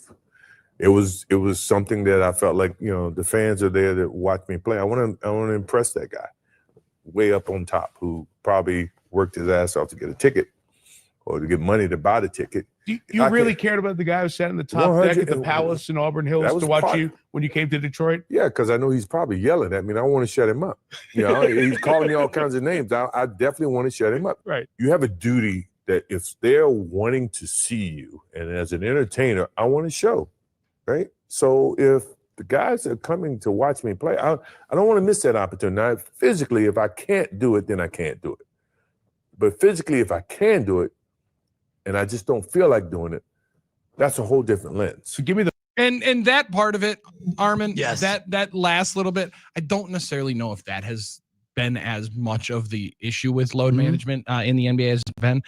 Because again, remember how this all started. The San Antonio Spurs were trying to get a competitive advantage. But I love the fact that Mike did go right to what we all knew he should do and what we all anticipated would. And I can prove myself to this guy that already is going to disrespect me to his day job up there in the fourth deck. He doesn't think I'm good. I'm going to show him. It's a little cliche, That's but how I'm going to drop 40 tonight. But you know what? People love that. And you know, people love that. It's And it's understandable. And if Michael really believes it, which I believe he does deep Amen, down. I do. Yes. That's why people like him. And I know this is an issue in the LeBron guys. And sometimes we deify Jordan in certain ways, but it's understandable why that's a likable take. And a lot of people love it. Best. And it's a little cliche because I knew what he was going to say, but it's true. The one thing you could say, and now they talked about what are you doing the other 21 hours of the day? And that was Jordan's thing. And Tarico said, well, were you always doing everything to get ready for the game? And I think Michael would say I wasn't a good example, but the one thing, one thing is he always was ready to play. Like no matter if he was playing golf all day, gambling all night, whatever he was doing, he'd always show up and play and usually perform well. So that's the one thing you could say about it. The part that Armin was addressing right now. Yeah. Go. No, it didn't work. Well, it's okay. But basically, it was the idea of it's you play basketball 3 hours a day. I'm just paraphrasing it. It's pretty basic, and you have to use the rest of your day to prepare. And what are you doing the rest of that day? So what else are you doing the rest of that day? What, like playing golf or I don't know, winning bets? You play basketball 2.5 hours a day, 3 hours a day, right? That's your job. That's what you get paid to do as an NBA player. What are you doing the other 21 hours? I mean, to me, that's when you should be preparing for your next day of work or your next, challenge. Now, I'm the worst. Maybe I'm not one of the guys that you would probably model that, or I was going to say, did you do that every time? But you should think about that in retrospect of what load management really is. I always felt like one is a sense of pride for the fans that are paying. Right. Two is a sense of making sure that I stay sharp. I'm not going to lose it. And three, I want our rhythm as a team to always be there. It can disrupt that synergy that's happening. That's just awesome. You know what I think is interesting about that? I think there are players that are preparing the rest of the day to keep themselves physically fit. I think that I think it's a harder game these days in terms of the sprinting, the running, the conditioning. Maybe not the brutality of posting up and those type of things. People always say it was a more physical game back then. Mm-hmm. Maybe in terms of body contact, but it's probably more physically demanding now in terms of pace and what you have to do in terms of cardio. But I also think part of it is players are doing a lot other 21 hours a day, but it's just different than it's social media, it's streaming, it's podcasting, it's finding other avenues of business that just didn't exist back in the day. Gambling. Now yeah, but you know what? Yes, that's true. I mean, they shouldn't do that, Luddy, but, obviously in this league. But Jordan famously took his Atlantic City trip. Yeah, and I mean he would gamble on golf every single day, so you could have that competitive juice. I don't know if if demands on time are different, but there are more eyes on you now, and there's more. So guys are still doing things. I think teams want also their players to be fit most for the playoffs, and that's where the load management comes in. A lot of people mistake these guys can't play with. We as a culture don't think of it as the most optimum strategy to make you play. Yes. There's a big difference there. So really we overemphasize playoffs more now maybe than we used to, or just we think about it differently. We've come with different strategies to say, no, we'd rather keep you healthy for the playoffs. We'd rather keep you safe in terms of injury. And therefore, we don't want to wear you down. It's more strategic than people think. It was meant to be strategic, and I do believe it still is. Now, I think that can be a fair question as to if the strategy works. Yeah. Right? And when you see the gauntlet that the NBA playoffs is and has become, and last year, how much of a sense of just who didn't get hurt, who didn't break down as the team that ended up winning the title, also ended up being the best team in Oklahoma City, but everybody was so dinged that it's a war of attrition. And there's a fair question, I think, as to how you're preparing your body by playing or not. It's a fun conversation. It really is. 877-794-1973. What also is a fun conversation as to where the Green Bay Packers rank across the NFC. Do a little bit of that. Also have some news in the NFL, some injury news, and an arrival for pretty notable defensive player, name player, into the NFC North. Do some of that before our friend Jim Polzine, Wisconsin State Journal, joins us coming up at the top of the 8 o'clock hour. Stay with us. Just getting our shooting shirts off. Just getting warmed up. It's no BS on the game.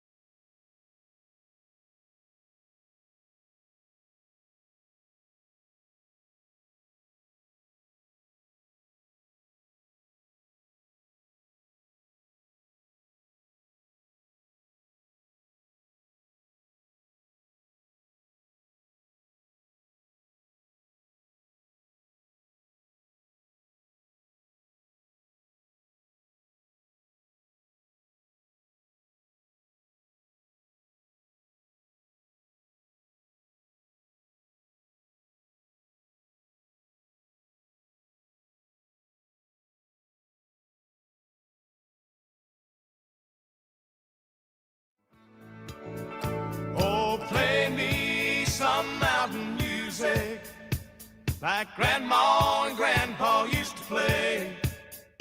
Then I'll float on down the river to Cajun Hideaway. No BS on the game. Billy and Sarian with you on 1070 The Game in Madison. Up on the Score in Appleton, Oshkosh. Good morning to you, Rhinelander, and good morning to everybody hanging out with us on the YouTube and Twitter stream. We always appreciate it. Armin? Yeah, I got the I got it now. Yeah, we're all set to go. Grab papers.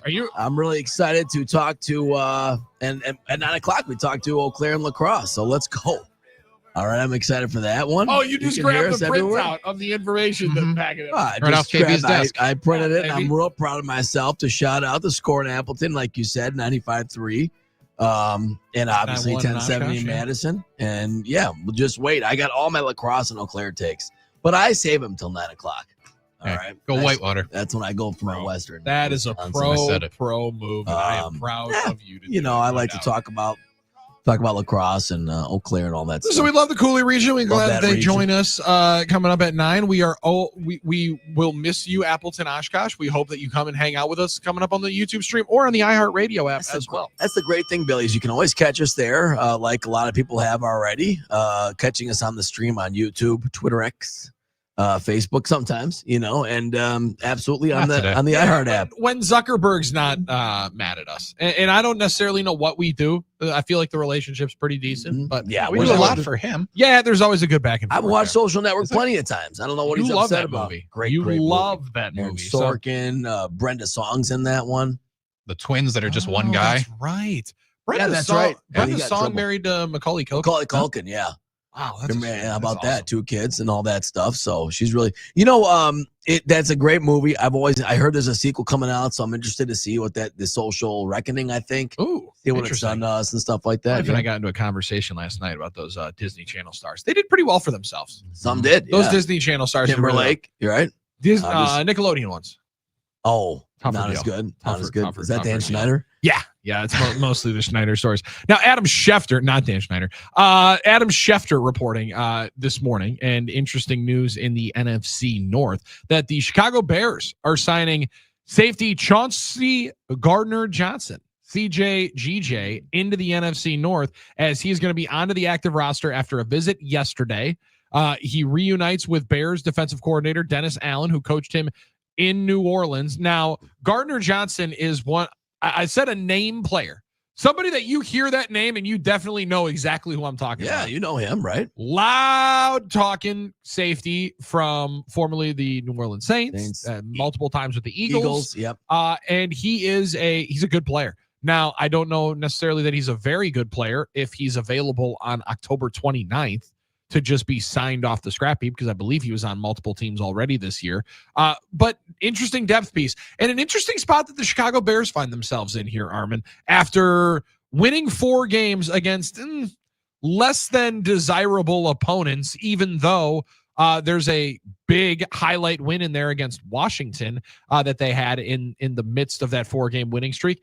Chicago loses this week, didn't look great, and a lot of the questions, and it feels like even more questions throughout the season that they're having about their quarterback, which I did not think you would see in the midst of a 4-game winning streak. No, that's interesting about it. As you said, they're kind of in a weird spot where it's a duality of a team. I mean, they did, walking into this year, I don't know what the expectations were for the Bears.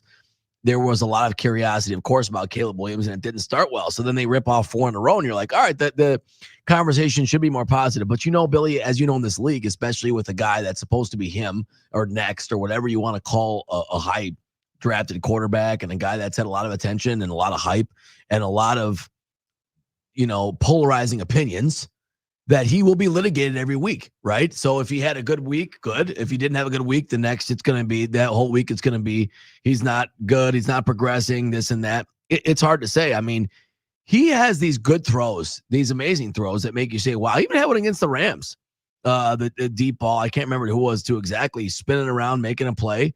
But he also has the continued inconsistency from the pocket. Yeah, and I think people are judging him on a standard of, can you be one of the great players in the game? Because that's what people are expecting of a top pick. Not just can you be a guy that contributes and has good games every now and then. So it's a really tough thing. I think it's consistency from the pocket, but there are times when we say to ourselves, have we been too early on a guy to throw him away? And more recently than ever, Baker Mayfield's a great example. People are now looking obviously at Daniel Jones as that guy. Josh Allen early in his career had a development arc that was unstable. Uh-huh. All right. Fair. So, yes. so is that going to be Caleb Williams? I don't know, but it's possible still that he's going to be a guy that can take a next step or not be that guy. It can go either way. And there's the nonlinear, progression. They have so much invested into him that you have to give him the opportunity. Oh, You yes. got to give him put way, way more leash. Now, generally, I had thought for a long time, you kind of knew what you were feeling like you had about 20, 25 starts in, right? That's about halfway to a little bit more than halfway through your second season starting in the NFL. You got a pretty good idea as to who you have. But I think the jury is very much still out on Caleb because of what you just said. The consistency of mirroring the great splash plays where you're like, damn, not many guys are able to do that. Mm-hmm. To just being able to be happy doing the pedestrian quarterbacking. And that's where I still don't believe you've seen him unlock that part of it. And the last couple of games have been markedly down, right? Like, I mean, he doesn't even crack a 70 quarterback rating against the New Orleans Saints at home, but they win by 2 scores. Yeah. Right. And then you play a little bit less than positively, and they hadn't thrown a touchdown in 2 games. But the 2 grounding calls in the pick this past week against the Ravens were backbreaking all into the 4th quarter. Chicago's football team, though, the entirety of the outfit, much more of what I think you thought they would be in 2024, where the sum of the parts, they're good enough to win games and find a lot more wins on the schedule, because that's why when he's the number 1 pick, many people were saying it's the best situation a number 1 pick could go into. They got a lot of talent on that team. There's talent there. Yeah. It is developing. Yeah. Just not him to the same. And it's also tougher. He's not the first guy that's going to deal with this. Definitely won't be the last, especially when you're the most hyped. You're the number 1 in the order. And now we've seen multiple guys in that draft class, in the 2024 draft class, that sees 6 quarterbacks taken in the first 12 picks. At least 3 of them have looked better and more consistent than you. Yeah, and that's tough. That's a tough spot to be in. You'll be judged by comparison in this league. And in most sports, because obviously the nature of sport is beating your opponent, right? So you'll be judged by comparison. And I think the tough thing is, how do we judge success too? I think that's one thing we don't really have a handle on clearly for quarterbacks as an NFL kind of viewing culture, as a fan base culture, as a viewing public, is what does success mean? Is it just getting a second contract? Well, Trevor Lawrence and Kyler Murray have gotten second contracts. But if I walk down the street and ask people, 100 people, are Trevor Lawrence and Kyler Murray, have they turned out? They might have different opinions based on, we expect a quarterback to either be at a high pick, either be a MVP caliber, great player that can take you to Super Bowl, or you're a bust. And that's not always fair, because there's a vast, wide space in the middle where most of these guys exist, where you can still be good, you can still be a contender, good enough to have a second contract, but maybe not consistent enough to ever win with all that cap weight hanging around the neck. And that's the tough thing about this, Billy, is how we define success is difficult, because I definitely think Caleb Williams is good enough to be that guy. Oh, yeah. And I think he's going to get that contract. Whether or not he takes teams to playoffs consistently, starts making runs at titles, MVP votes, that's the second level of can you become that next level guy? Only a few guys can get there, and that's eventually how we judge success. So there's time, though, where the light bulb can still go on. Yeah. And there's a lot of temptation to throw him out. And I think it's too early. And also, you said, Billy, this is a good enough Bears team to win 9 games, 10 games, make a playoffs if things go right. This is not the John Fox Cheeks Bears teams. So it's always going to be that sort of litigation about Caleb Williams week to week. And that's one thing in his position he's got to learn to sustain and maintain and go get through during his career. Interesting to see how the rest of the division plays itself out. Now, this week we'll maybe get more answers later on today with JJ McCarthy. It looks like he's on pace to play this week coming up against the Detroit Lions. Everything that you've heard of, everything that they've talked about, that he would be ready to go coming up this week. And Carson Wentz goes out with shoulder surgery on his left arm yesterday or earlier this week. He goes to IR. That it's either going to be JJ McCarthy or it's going to have to be Max Brosmer. And that's not what you want to see if you're the Minnesota Vikings. So there still very much could be, and I'm not going to say it won't be, 3 teams that make the playoffs from this division again. It's possible. Absolutely. I don't think the Bears are very much out, even though they looked less than stellar a week ago. And I don't necessarily love talking glowingly about the Chicago Bears. I generally appreciated the shades of incompetence in the decades of incompetence that we saw. The shades of competence aren't great. They go and take on Joe Flacco in the Cincinnati Bengals this weekend. So Flacco, Joe. Come on, Joe. That's a winnable game for both teams. That's what makes this league so interesting. You know, you just don't know what to expect. And I don't know what to expect from that game. That'll be a fun one in the midst of the noon hour. Yeah, no doubt about it. It definitely will. There will also be some fun ones to be able to bet. All NFC North teams will be on during that noon hour. Packers and Panthers on Fox. Adam Amin, Greg Olson. Okay, let's go. We got Adam Amin. We get Bears and Bengals on CBS. Vikings and Lions as well. Should be a phenomenal weekend in the NFL. Week off for the Wisconsin Badgers. We'll talk that. And Packers with our friend Jim Polzino of the Wisconsin State Journal coming up next on The Game.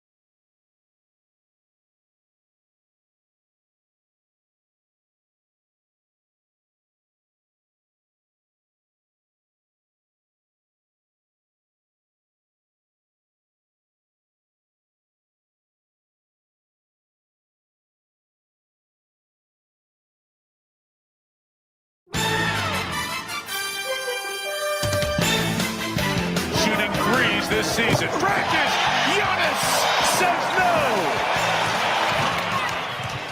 Back the other way, Trent. Giannis inside. Stops 21 possessions. Giannis just absolutely in takeover mode here. Still spinning. And into the starting point, but I roll. Giannis with the block. Giannis pushed it out. One more. Trent got them all. Right back. Oh, no. Look out below inside the NBA coming back tonight. That was NBA on NBC Audio. Mike Tirico, Reggie Miller, Jamal Crawford. Nice addition to the broadcast last night as the Bucks get their first game back. The third man. He was a sixth man in the league. Now he's the third man. Good one. Good one, Lottie. I like that. It took me a second to get that. So that's an Armin problem. Wow. That's a me problem. That's a me issue.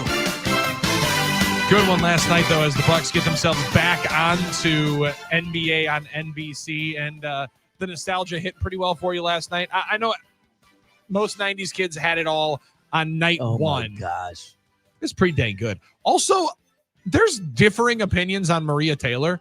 We got a friend of ours in this. Wasn't a fan? Yeah, I've heard him. Taylor. I've heard him go off. I will say, though. I think she's good. I think she's good. I think it's a very, very fun set where you can throw it back to Maria Taylor and the Hall of Famers. Yeah. I like that that's the tagline for it. Maria and the Hall of Famers coming up at halftime. You're like, wait, who? Oh, yeah, T-Mac, Vince Carter. You know, the cousins, they're there, you know, T-Mac and Vince. And they've done a good job. A lot of these guys you haven't really seen the broadcasting sphere before, and I do like the group they put together. And I'll be honest with you, it's the Basketball Hall of Fame, you know. Right. So the threshold's a little smaller. I don't want to be about it's this. An open, it's a little. I mean, Mitch Richmond's in there, so I don't want to say like not everyone can be in there. Mitch was a good player and everything, so he's in the Hall of Fame. But it is pretty cool when they throw it to it. I think Maria is good. I mean, I'm not one of these guys that doesn't think she's any good. However, change and new people are hard sometimes for people. Like this isn't the group maybe I'm accustomed to, so right away I have kind of a skeptical eye on them. You gotta have your ire up. Yes. Yeah. You got to be a little bit jaded, a little bit angry for it right away. Can we play an inside the NBA favorite on Mitch Richmond? Yeah. Who he play for? Was he a Denver Nugget? Maybe at one point in his career. I remember him as guess who a Mitch Richmond. He was a Warrior. That's why when he catches the stray, I go, damn. He's a good player. Poor Mitch Richmond, because I don't know who he is, and he's a Hall of Famer, and he's getting brought up at 8:02 on a Wednesday morning. Warrior, in King, Madison. Wizard. Yes. And a Laker. Yeah. 6-time All-Star from 93 to 98. Right. NBA champion in his final year with the Lakers. Let's go. Good for Mitch Richmond and his family. His numbers retired by the Kings. Totally he was a good king. I mean, he was an All-Star for the Kings, and that's what they had multiple times. So he was a Kings legend at that time, I'd say. I mean, that's awesome. I love being able to bring that up. That's also one of the best games of all time when they play, who he play for. Chuck, 0-5 on night number 1 inside the NBA. Will be back on ESPN coming up tonight. And I love being able to find that one as well. A couple of fun matchups coming up in the NFL this weekend, but we've been talking about it and wondering where and how and how high are the Green Bay Packers in your power rankings in the NFL, Armin? They are out by NFL Network. Friend Eric Edholm put it out for the Green Bay Packers, coming in at a robust 4th. However, I'll take second in the NFC as the Detroit Lions come in as his number 1 team in the NFL, right in front of Indianapolis, Kansas City at number 3, Packers at 4. Philadelphia Eagles round out the top 5, and the Packers will host the Eagles coming up in 2 weeks. Yeah, I mean the Packers are now the second favorite in the NFC. To win the NFC, and they're right there with the Lions, basically only a few points off as the favorite.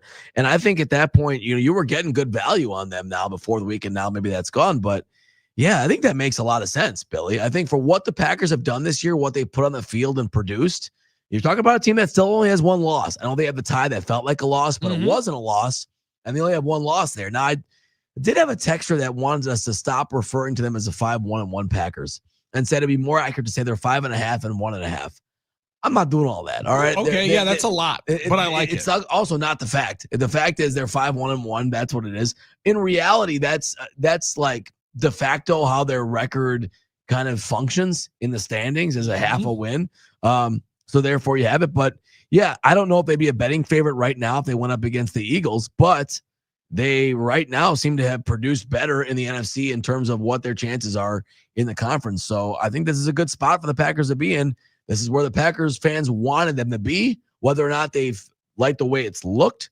This is a team that's top of the NFC right now and one of the favorites to win it. So. And one of the favorites to win, one of the teams that's got a shot. And you want to give yourself a chance to have a chance is a great old Paul Christism. And that's where they're at. Now, it's always one of my favorite parts of the power rankings police and the midweek conversation of the NFL is you're just kind of turning the page, getting yourself ready, albeit phenomenal uniforms this weekend. And a little bit better Carolina Panther team than many people are going to give it credit for. Right. Sleepy opponent makes it difficult to turn the page and get the vigor up right away at Carolina. However, The Ringer, another publication, speaks about sports and now going to be found exclusively in podcast form on Netflix. Okay. Wow. Fired off that the Green Bay Packers are the 6th best team in pro football. Absolute disrespect here, Armin, sorry, and that they're behind the Lions, Rams, and Eagles in this publication's version. Well, of the NFL Power. So a case can be made. You don't just go back on record. I don't want to get too upset because I know some people get really, really, really fired up about power rankings. I have buddies that do. I know Timmy Allen loves it during baseball season. Loves it during baseball season. To me, I thought power rankings, honestly, Billy, are the most overrated thing ever. I think the real power rankings are standings. These totally matter. Yeah, right. Exactly. It's a lot of vanity. It's a lot of what do other people think about me. And I don't think it's out of line to put the Packers behind those teams as well in terms of what you think their potential could be. Yes. Now, the Rams have a good team and they have Matt Stafford and they got Devontae and they could be a team that could give you a problem for sure. The Eagles are the Eagles. We know why the Eagles are a problem. We dealt with that last year. They've had some issues internally this year, but now they produce some wins. So I get it. What else? The Chiefs, Bills, probably in that mix overall in the NFL. And Chiefs and Colts, the ones that go just above them. The Colts, obviously. So, yeah, I mean, the AFC will be interesting in that sense if the Colts can maintain this, but I don't take that as disrespectful. I think the Packers are in a spot I wanted them to be in walking into the season. I think we all would have taken it. You start the season, look at the schedule, and you say, okay, 5 wins. I mean, no one expects a tie, but you probably look at it and say 5-1-1. Sure, I take it. It's only in the midst of those wars, that Packer fans sometimes get upset because they see it on the field. They think it can look better. It's and it kind of brings me to what I've been having this debate with my buddy all week since the Packers' great win. It was a great win on the road at Pittsburgh, and he left the game frustrated, like we thought a lot of Packers fans do about the end of the game and the prevent defense. That was your only guarantee for the game this weekend. Yes. And shockingly, it came true. It came true. And he doesn't believe it. And Armin, why does Matt LaFleur continue to be okay giving up touchdowns with a defensive scheme that's proven to be ineffective game in and game out? And I wanted to bring this up to you, Billy, because I think it's a good discussion. I know a lot of people feel this way. And this was the rest of it. He said, I can't believe. I said, is it Hafley? He said, I find it hard to believe Hafley's calling the prevent. They gave up nothing the entire second half. Why change what's working? They come at Rodgers with pressure. It makes him uncomfortable. Letting a pro get into a rhythm is the last thing you want to do in a desperate situation. It's a dog that's backed into a corner. Don't do it. We've had now many DCs since LaFleur in Green Bay. Every one of them does the same thing at the end of the half in game. Rush 3, drop 7 or 8, and go in deep thirds for a prevent. All right, Billy. A lot of fans don't like the prevent because they see it give up yards on the field. However, my rebuttal to that, and I'll get your take, is what is it designed to do? It's designed to bleed out the other team's time and chances to win, and therefore it actually works in that sense for what it's trying to do. And the Packers did it last game, and the Packers won the game.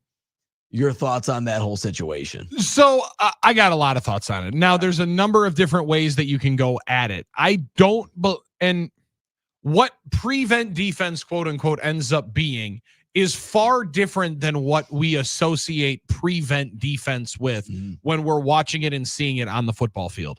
Actual prevent defense is Hail Mary prevent defense, where you have 3 to 4 defensive backs 40 yards behind the play. Correct. Lining up at the goal line, guarding that. The Packers playing off coverage is not prevent defense. But the one thing that can get you actually beat in that position is giving up a touchdown in 5 seconds. Quickly, yes. 15 seconds. Right. What you said is spot on, and it's all designed to tackle in front. Now, granted, the reason why it might look like the Packers play a lot more quote-unquote prevent defense, they play a lot of zone defense. Always. They play Almost mostly all zone defense, and what zone defense is predicated upon is you catching the football in front and us tackling you before you get yards after the catch. And looking forward, right? That's looking forward, eyes on the quarterback. Now, being able to be a little bit more aggressive. We talked about that with Nags yesterday. And he's ultra aggressive, wants these guys making a play on the ball every single time. I want you getting homeboy on the ground, right? I want you playing the man to the ball. I want you getting him to the ground if he makes the play so we can live to fight another day. Right now, that's just, again, different strokes for different folks. People are going to play the game differently, and the opponent also probably has something to do with how you play it. But it's not as, because I don't think your friend's wrong, and many friends are going to be upset about that. Many fans are going to be upset about it. We hear it every single night on Packers OT. Why do it? Really? Why are you go? Every game? Yes. A lot of games. Every game. A lot of games. Every game. And in the midst of it, you don't need, everything isn't going to be perfect. The opponent is going to make some plays too. However, you are going to have to give something to take away something more. They're going to take away the big play. That's always going to be how they're built on. Yeah. And they're going to make plays too. Like I struggle, and I think you mentioned it very, very well. Like the pass rush being quote unquote neutralized for it because he's throwing the ball in 2 seconds. That was what he's been very, very good at all year long. They got a game plan and they execute theirs as well. Yeah, and I think it's just defining success. I think when you define success in those situations, it's not are you shutting them out? It's are you increasing your chances to win? And every time it takes time for a team to score in those situations, you're increasing your chances to win because you're right. What really kills you there is a big play in no time at all. Now, you got to keep guys in bounds and things like that, and you have to execute it right. But I would agree. I would also say this. There's almost no chance LaFleur is in his ear saying, call it soft now, right? I mean, isn't that all Halfley? Or is there a chance of that? That's the one thing I didn't know about. Like, is this all Halfley's decision-making on defense? Or is Matt interjecting and say, I want you to play it soft here? Like, well, I mean, I think there's game circumstance. That's probably not necessarily like on the headset communication. It's probably more just understood. Like, again, you're up 16 points with 4.5 minutes to go. It seems industry standard. That's how you play football. Everybody I'm not this. going to play a bunch of press man and zero blitz you. Yeah. Because you hold up for a split second, throw the ball over the top, and it's a 1 possession game. Now I got to get 3 or 4 first downs to ice the game. Mm-hmm. If you score like the Steelers did with 2 minutes and 6 seconds left on the clock, I can get 1 first down, ball game's over. Mm-hmm. And you got to make 2-point conversions. So like it's a part of the way you play the game, Armin. I think you hit it on the head, but I get why it's frustrating. It always is. I think we also have to maybe watch games not wanting to be so frustrated all the time. Yeah. I mean, that's okay. And you don't want it to be, I'll admit, you start getting nervous when they drive at the end of the game, even knowing all those things that have to work against you to lose the game, you start getting nervous. I mean, if Aaron Rodgers and the Steelers offense converts that 2-pointer, it's a different situation. Now you're looking at an onside kick. Now you're looking at having to get a first down. Now you're looking at extending the game. So I get that. There's a temptation to say, no, just keep playing the regular defense you had and keep trying to stop them. Don't even give them a chance.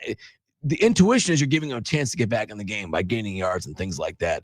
But I think in reality, it doesn't always work that way. And I think there's a reason, conformity doesn't necessarily mean it's correct.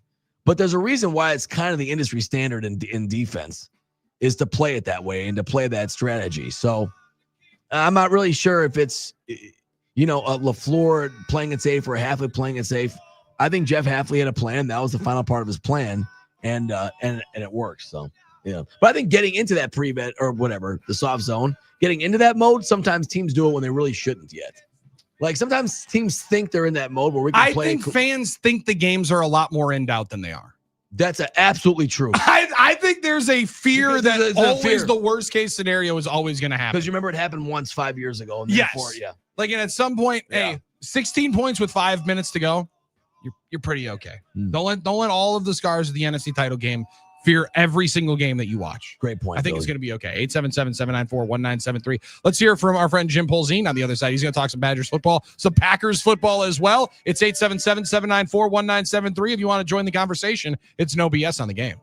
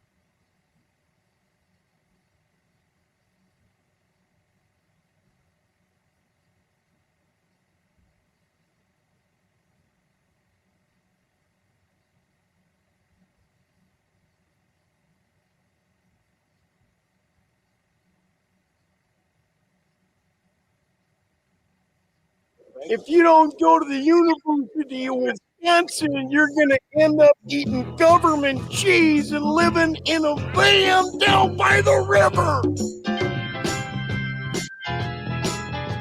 Well, that might happen if you go to the University of Wisconsin and don't apply yourself in the classroom. That was the conversation that my mother-in-law may have had with my brother-in-law, who is a sophomore at the University of Wisconsin. She went and saw his college house for the first time this past weekend, and I had a very, very poor conversation about it. Our friend Jim Polzine has much more to discuss than dorm rooms and college houses. But Jim, I can only assume that, listen, we all know what that one looks like when mom walks into that college house for the first time or dad walks into that college house for the first time. That's why drop-offs are really, really good when the football team or someone comes and picks everything up, moves you in, and then you can just get all the supplies in your laundry from the car and walk it on up, right? So I'm on the other side of that right now. I'm a father who dropped his son off, at college. He's a sophomore now at lacrosse. And let's go, Cooley Region, stand up. My wife and I walked into his house a couple weeks ago, and I don't know how to describe our emotions. It was interesting. It's a house of 5 boys, and I guess I shouldn't have expected anything different, but it was something. And I'm like, wow. I'd almost catch her because she was fainting. One of my favorite moments was when my friend Adam's mom did start crying, and then drove to Walmart and bought cleaning supplies and cleaned the bathroom. And that was the response of my mother-in-law. She goes, I just started welling up. I didn't know what was happening. Is she? I was gonna say, what was she welling up because she was gonna miss him, or because she saw the squalor that they were living in? See, that's the tough thing. And lest we forget, we were lived in those conditions always by choice when we were in college. So I try and have that memory as we grow older now. But boy, that's makes the heart grow fonder for you. Yeah, no really doubt does. about it. And sometimes that can feel like, wow, this might be a rock bottom living situation. Now, rock bottom might be a tough spot to be in if you're talking football wise. And Jim, listen, trying to figure out a way. And this is one of those where it's eating vegetables, right? And I've joked about it a number of different times. Doing the post-game show, I go into the games trying to find a way, Jim, that they win the football game. Because I do believe people and fans want to find a way to have some positivity and some hope.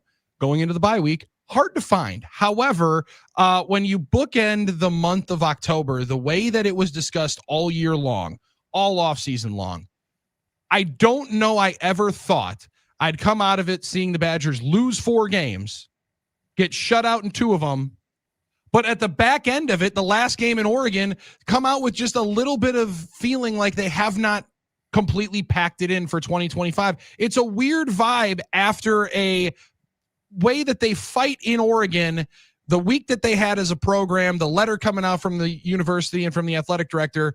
I didn't anticipate feeling a little bit more positive after an 0-4 month of October, which felt like the worst result possible. Yeah, I think that's fair. I do think that one thing we're all looking for is effort, and are there signs that he's quote unquote lost the locker room? And I think that was encouraging on Saturday.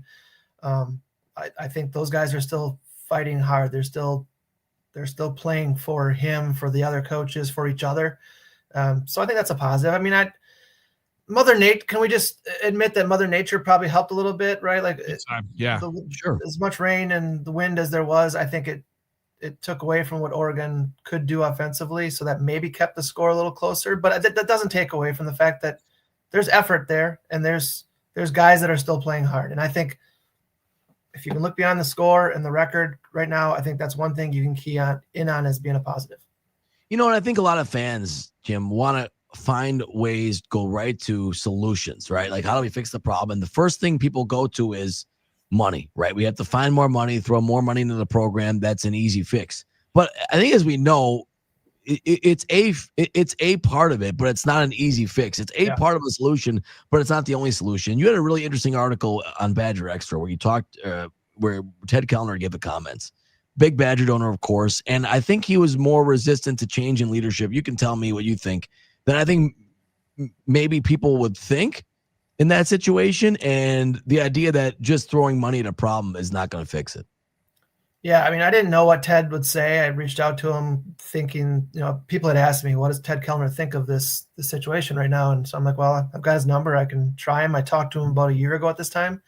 But I didn't know what he would say. I didn't think he'd come out and say, you know what, Jim, I think they should fire everybody. It was not my expectation at all. But before I even had a chance to ask him about Chris McIntosh, he kind of preempted that with basically a glowing review of Chris McIntosh. Now, the background for people that don't know is Ted Kellner was on the committee that helped get that helped select an athletic director. They gave a recommendation to the chancellor at the time, and Ted Kellner was on that committee. He said he did his due diligence. He called other schools, and that Chris McIntosh, people were raving about him.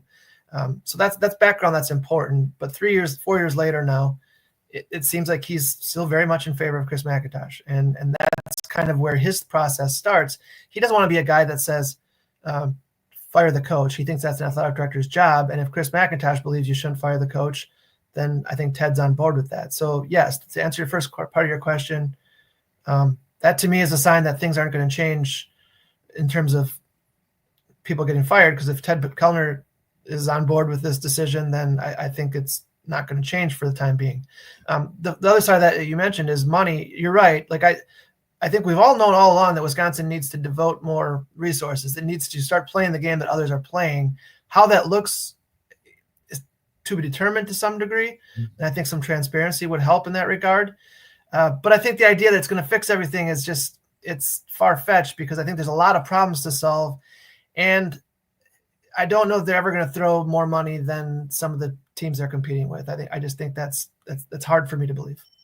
Well, and Jim Polzin, Wisconsin State Journal, just knocked it completely out of the park. And I think you said it so perfectly right there as to what scale you're willing to spend on, because spending more than what the university has in terms of financial benefits to players, for NIL money, also for facilities, right? Like they're still in the midst of the facilities that, quite frankly, catch them up to the middle part of the Big Ten, not to the top half of the Big Ten, the upper echelon teams of the Big Ten, the ones that they just faced over this month. And that's where, going into last week, when Chris McIntosh puts out the statement that nothing's changing, the vote of confidence for Luke Fickell and everything, that does at least signal what I think college football is saying.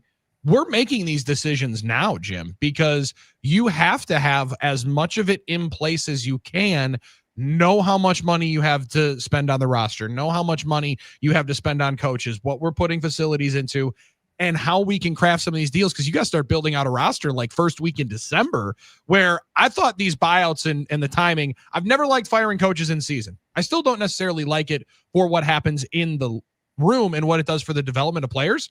But I can't say you can wait in college football, because you kind of have to know what you're doing for 2026. And I think the outline of we will put the money in front of us, that then answers maybe one question of, were you admittedly or knowingly not spending to the level that would be competitive enough in the Big Ten? And if you have not been, I think you owe it to not only the university, but Luke Fickell and company to then do that and see if the results get better, if that makes sense. Yeah, no, I think you nailed a very important part of this is the timing of it, right? Like there's this early signing day is in December. It's earlier than ever this year. It's in December, in the earlier part of December than it has been. So I think that's partly that's important to some degree, but I do think the transfer portal is the main part of this. Now, the transfer portal is a little bit different this year in that there's only one window and it's in January. I don't think that changes a ton necessarily, because I think a lot of the legwork is going to be done in December. I'm very curious to see how that plays out, but you're right. You have to have the money in place. You have to be making these decisions during the season now, because you need a coach in place and a staff in place to hit the ground running in December. The one thing, Billy, that worries me about all this is while I agree that Wisconsin kind of needed to up the financial resource game to compete with others, it becomes a cyclical thing that concerns me. You're doing this year and kind of building a roster, and then you got to turn around and do it the next year and the next year, right? Like, I still think there has to be a place for development and bringing along young guys. And if you can kind of marry both, great. The thing I worry about is the constantly redoing your roster every off season, because it's just hard to sustain success that way. I don't care who you are. Couldn't agree more. And Jim, I think you kind of are seeing now, some teams have knocked it out of the park in high school development recruiting and portal, but like the best teams, even the ones that are more sustainable at the level that you can punch with, right? Like if you cut out the top 10, right? Cut out the biggest of the halves and you fight with some more of the halves. you do have to develop, because even the best programs, it feels like, are bringing in, 5 to 8 transfers a year, because I mean, look at the sport right now in the country. A lot of the best quarterbacks were guys that ended up holding over. I'm thinking of Sayin, who they just watched at Ohio State. He was a developed guy, and that maybe is evening itself out across the country right now. Yeah, and that's important, because we found out this year, right? They spent money on Billy Edwards, right? And when Billy Edwards got hurt, they didn't really have a backup option. In a perfect world, if you're going to play the transfer portal game, you at least have some guys developing that you can turn to if God forbid, a quarterback gets injured. So I think you have to do both. And that's not just quarterback either, right? It's every position.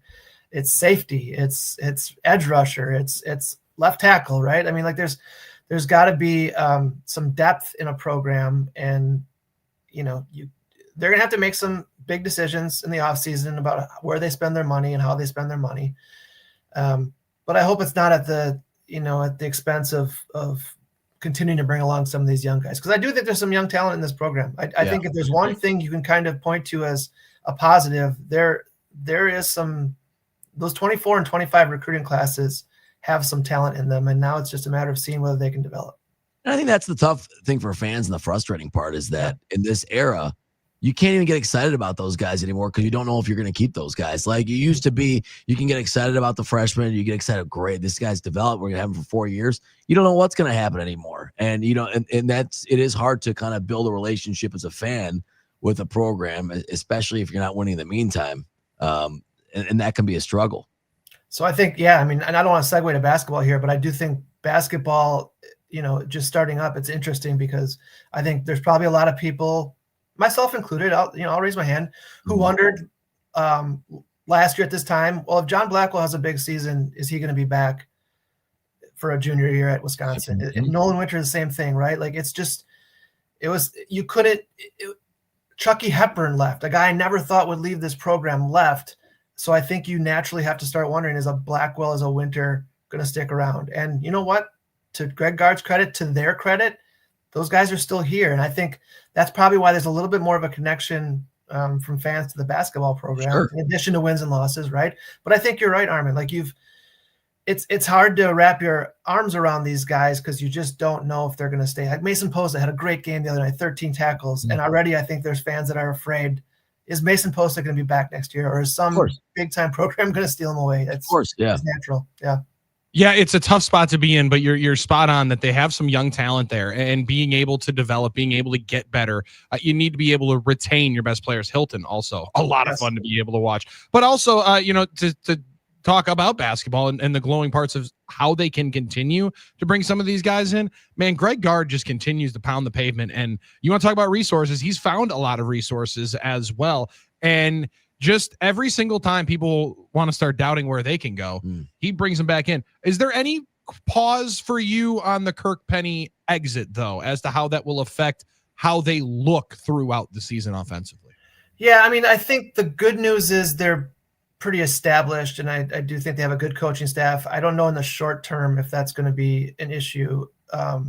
Long term, I just think he was such a great offensive mind, great basketball mind. I don't want to limit it to offense, but he really was the offensive coordinator, and he could spot things both in games and between games that I think, led to adjustments, and he just saw the game really, really well. So it's not great. Certainly, I don't want to downplay that departure. I think he was a huge part of their success the last couple of years in terms of getting this offense to a level that I'm not sure any of us really thought it could get to after, some really dismal seasons on the end of the court. So it's big. And I definitely have my radar watching how that impacts. I think short term though, I think they've put the pieces in place. I think offensively it just should not be a problem this year. I think they have enough individual talent, and Greg Gard's a smart guy, and he's got some smart guys, some smart coaches around him. So short term, no, but I like the idea of having Kirk Penny around for a long time, because I just think he is that valuable to the program. No doubt, he made a great impact on the team. I think that's pretty obvious in the offense. And you like to think that they're the things you talk can still be implemented. What was the feeling around the first Pfizer Forum game? I know that was an exhibition. There's going to be another one. Interesting new wrinkle that the Badgers are trying this year to play in Milwaukee. Is that going to be something they're going to do more, do you think? And do you think they were happy with the first? I mean, we don't know yet. It's an exhibition, obviously, but they have another one coming up. I mean, I think I can speak to the second part of that. Greg Gard was ecstatic just to have the opportunity, win, lose, draw, whatever.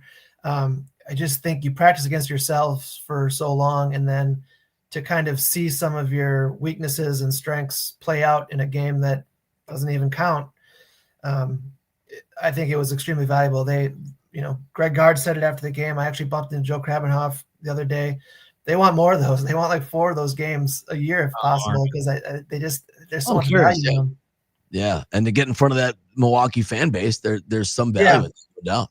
I think so too, and to play it in a NBA arena, there's a lot of positives. There's certainly, they came out of there with a lot of questions, but I think they thought they'd come out of there with a lot of questions, and it's better to know you have those questions in late October than mid-February. So I think all in all, very valuable experience for the team. I haven't really talked to any fans that were there. There wasn't a huge crowd, but for an exhibition game, probably about what I expected. Next one will be good. And it's also a tremendous time to just the pat on the head to the little brother of wow. We're just gonna take your spot really good. I had to take that jab. It was just sitting right there. There's no way I could pass that one up. There's also no way I could pass up one opportunity to ask you about being back up at Lambeau Field coming up this weekend. 5-1-1. Shut the box, a clean October for the Packers. We were just laughing at different power rankings. They're in the meat of the top 10. Some people want to say they're the best team in the NFC. Some people want to say they're the 4th best team in the NFC. But right now, how do you feel about how the Packers are progressing? Because I don't think they've played their best game yet, but I would be kind of concerned if they did. Yeah, right. I mean, like, you want to be playing the best football in January, right? That's cliche, but it's true. I thought the second half against Pittsburgh was maybe who we all envisioned they could be, right? Mm-hmm. Pretty much both sides of the ball. I thought offensively they looked really good. Defensively, they looked really, really good. That to me, that second half is an NFC title contender, maybe a Super Bowl contender, right? You have to do that more consistently. And like you said, it's you don't want to be peaking now. I think the pieces are there. And if you can stay healthy, I only see this team getting better. And I think the return of Christian Watson is just massive for that offense. So I like where they're at. Like I've said it on other shows that at some point you might kick yourself for the Cleveland loss or the Dallas tie because maybe you lose a place in the NFC playoff picture. But maybe not. Maybe those were good things for this team in the long run, and kind of got them grounded for what they needed to work on and stuff. We'll see. I like the way they are. I like the talent on this roster, and if Jordan Love can play like that, it can only mean good things. I couldn't agree with you more. If he plays like that, they can beat anybody, especially with Watson coming back. Because if there's anybody, we have the number 1 wide receiver conversation so much, Jim. But I'm with you. If anybody on the team right now still in 2025 can be the true number 1, I do think it's still him with the talent. Yeah, I mean, we saw the other night, like his impact on the field. Tucker Kraft was the biggest beneficiary of that, right? Like I think it's not easy to stop this offense, but easier without a true receiver that you have to be afraid of. I think you have to be afraid of Christian Watson when he's on the field. I think you have to respect that, and I think that opens up things for Romeo Doubs, Tucker Kraft, others. It makes life easier on Jordan Love, and if you get the ground game going too, like I like the potential of this offense, and I'm curious to see if they can kind of keep building on it. I'm right there with you. I'm very excited about the potential, and they're only scratching the surface, I think, of what they can do offensively. And when you get to unleash Micah Parsons, that's fun. Yeah. And that's always fun to be able to see him rush the passer. Bill, did you see that? I mean, I'm sure you guys are aware of this, but the stat the other day that I think they're second in the NFL in percentage of 4-man rushes, right? Like which was kind of how we all pictured this, right? You sign Micah Parsons, you don't have to blitz as much. You can get home with 4 guys. I think we're seeing that play out, both anecdotally and statistically, and that's huge. Like it's so important for a defense not to have to blitz if you don't have to. And absolutely, and good. And it only becomes more important when the games become more important. Yes. To be able to get home with 4. Jim, can't appreciate you enough. Thank you for the time. Enjoy being home on Saturday. Indeed. This week, and we'll see you up there on Sunday. Yeah, good seeing you guys. Thanks for having me. Thank you, Jim. Thanks, man. There's Jim Polzine, Wisconsin State Journal, hanging out with us here. One of the absolute best. A phenomenal writer, but also looks super cool in a backwards He looks hat super cool. YouTube chat. He looks super cool in a backward hat. If you didn't miss that on YouTube, you missed it on the stream. He missed out. Jim Polzine looking awesome. Well, and then he said his son's a sophomore in college.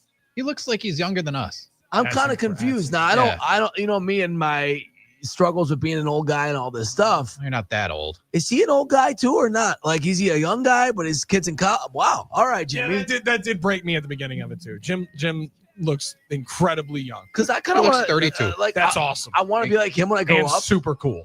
Yeah, he's super cool. Because I kind of want to be like him when I'm grown up, but like too late. I might already be past grown up to him. Yeah.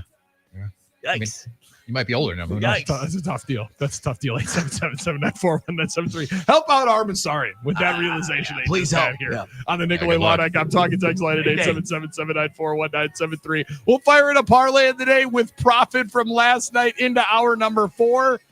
And the talking text line's hot this morning. Back to it after this. It's an OBS on the game.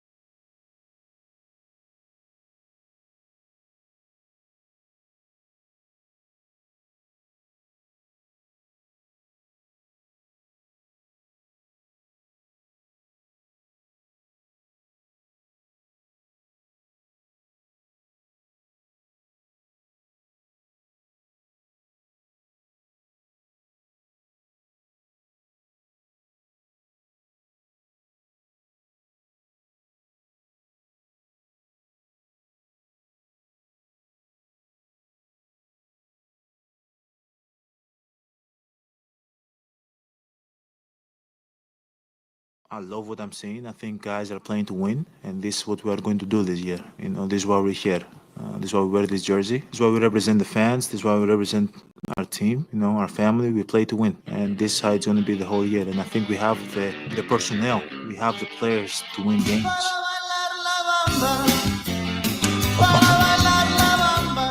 That's how it's going to be all year long from Giannis Antetokounmpo last night as the Bucks get a massive victory over the New York Knicks on Coast to Coast Tuesday night on NBA on NBC. Just wanted to make sure I got all that imaging in there correctly. Bucks beat the Knicks 121-111.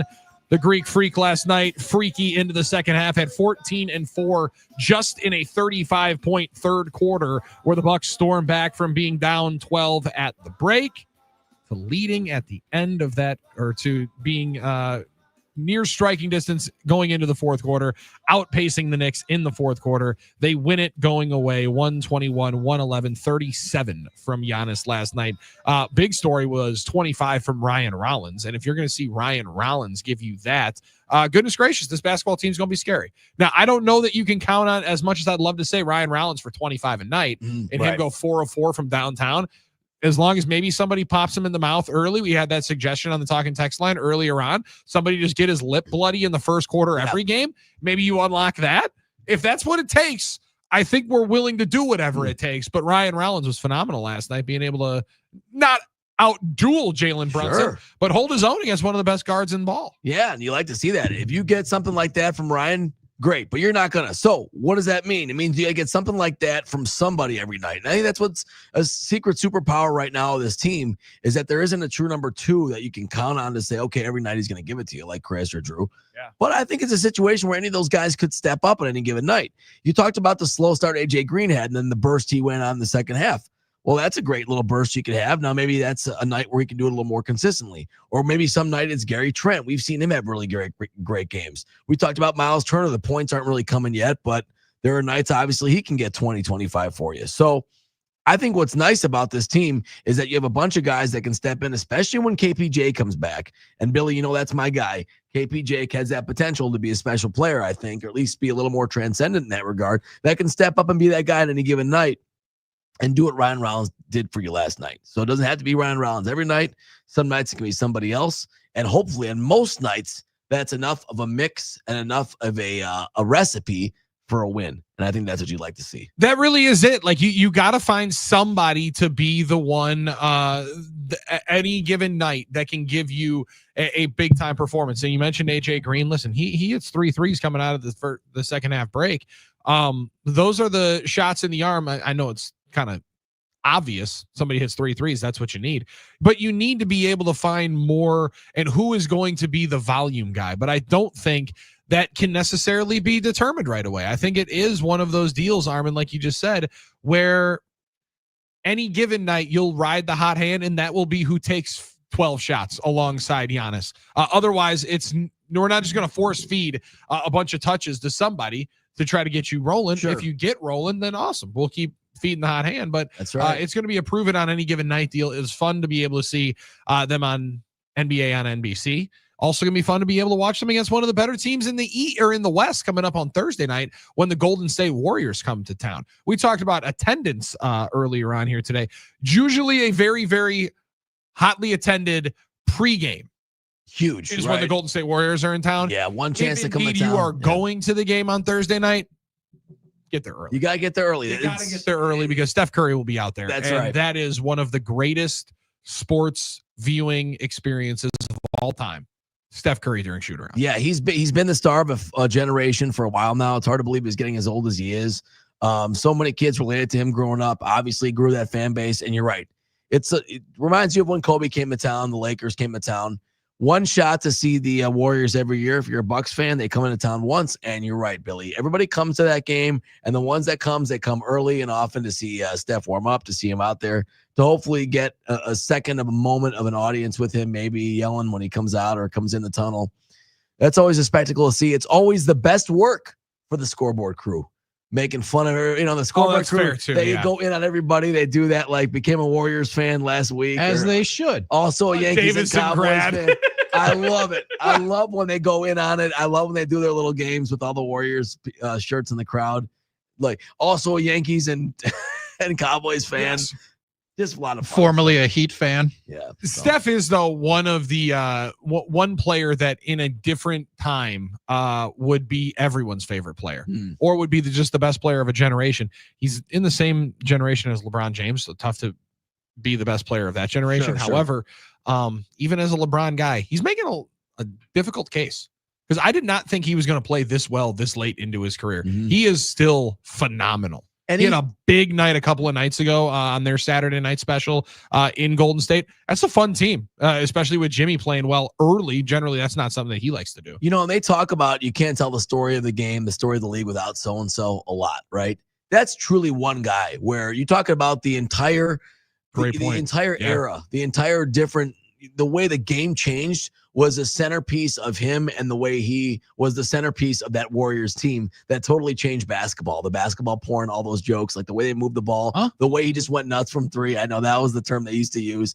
And the game changed because of that Warriors team. And he was the reason that Warriors team was what they were. So he's definitely that guy that was a player of a generation. He also, even more proof to the player of a generation, he is probably the name that a younger group is saying when they shoot a piece of garbage in a trash can. When you yell Steph or Curry and not Kobe, that's a tough deal for us to be old heads to be able to go deal with. It's the reason a lot of kids grew up now and just jacking three. I mean, I see believing they could hit 30-footers. Yeah, with the whole game change. It's like we're all going to be Steph Curry. So also opinions on that. One of the best parts of Steph Curry's game is how modest he is. He's like 6'4". Yeah. So the idea that just anybody can do what Steph Curry does, no, like Steph Curry's probably the tallest dude that walks into any room that he's in. And then he has to deal with somebody in his life. His wife seems like one of the nicest women of all time. Here we go.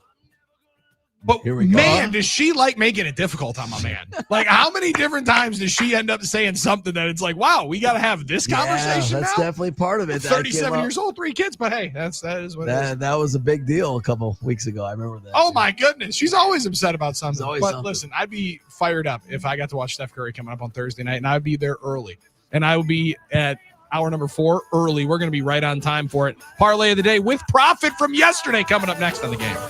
I won the championship. They haven't.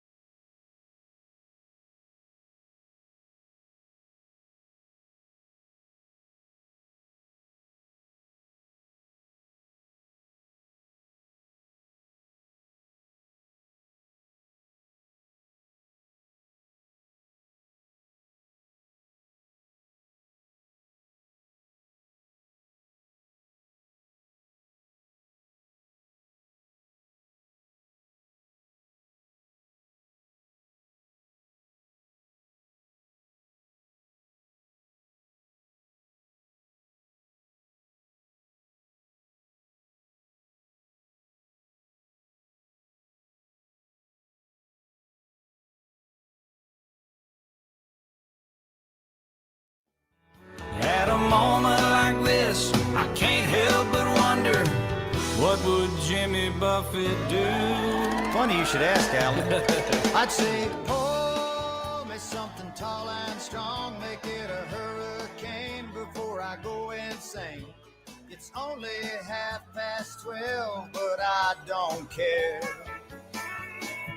Pour me something tall. We're ready for it. Getting over the hump with you on No BS. 9 o'clock hour starts up the right way with Jimmy Buffett cheersing the 5 o'clock hour, which is coming up very, very soon, wherever you may be listening to us. And however you may be listening to us, welcome in. It's the No BS Morning Show. That is Harman Sarian.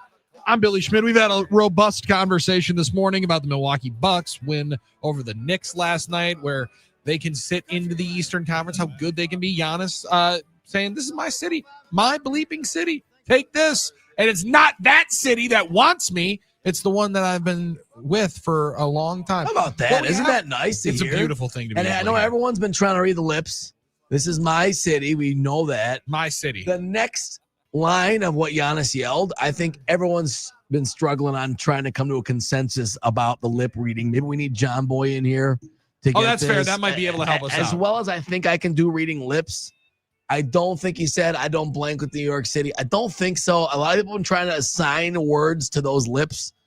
I don't think we've come to a consensus on the thing he said after this is my city. Well, either way, I like it. I like all of it, and I want some more of it, and I want some more Bucks victories, and another one possibly could be coming up later on this week as they take on the Golden State Warriors at Fiserv Forum. Then the Sacramento Kings are in town on Saturday afternoon for a matinee 4 o'clock tip there as well. There's some people saying, I ain't leaving you. No way I'm leaving you. A lot of good ones. I'm going to have some more fun with that lip reading, and maybe we do get a John Boy breakdown of where it's at. Yeah, that would be great. I think John Boy could, he's got a big old staff now, right? He could do all that. That's true. Now that he's employed by Major League Baseball, I'm wondering how he's going to react and enjoy the game from last night of the Toronto Blue Jays just beating the brakes off the Dodgers later stages of the game and taking it to, not as much Shohei Ohtani, but when Vlad Guerrero smacks that thing into the left field bleachers, what a reemergence into the series for the Blue Jays that felt like. Really did. And I think there's a lot of us, understandably so, that, you saw game one, the Blue Jays announced their presence in Toronto with the win, but then the Dodgers take the next two. And the Dodgers dominate game three. And he said, okay, well, there's two more in LA. The way they dominated game three, this might be the Dodgers just asserting their dominance here, winning game four, and then putting a stranglehold in the series. But a funny thing happened on the way to a back-to-back World Series title. Whoops. The Blue Jays said, no, we are still here. We're still a team that exists, that can hit home runs, that can beat you, that can win games. And we're still here to play and try and win a World Series. And what they did last night is guarantee a trip back to the North. Get your passports out, guys. You're going to have to travel one way or the other. And how about that? I mean, give credit to the Blue Jays, who, after all the talk about, from us and everybody and whoever watched game three, can't get Ohtani out, can't beat these guys. Ohtani will never get. They're like, no, we're going to pitch to him. We're going to get him out, and we're going to show what we do, which is hit with power, hit home runs, and have Vlad Guerrero exist. Yeah, and have our best player play well. Exist and win the game. Crazy how that can happen when your best player has his best postseason. You can win. And again, it's frustrating watching a team in Toronto, which is absolutely sensational, no doubt about it. They're rolling right now. They're having a great year. They chased down the Yankees early on and then outpaced everybody else in the American League. But they play a similar brand of baseball to the Brewers. You mentioned the slugging. They do hit more home runs than the Brewers. They hit more home runs than the Brewers.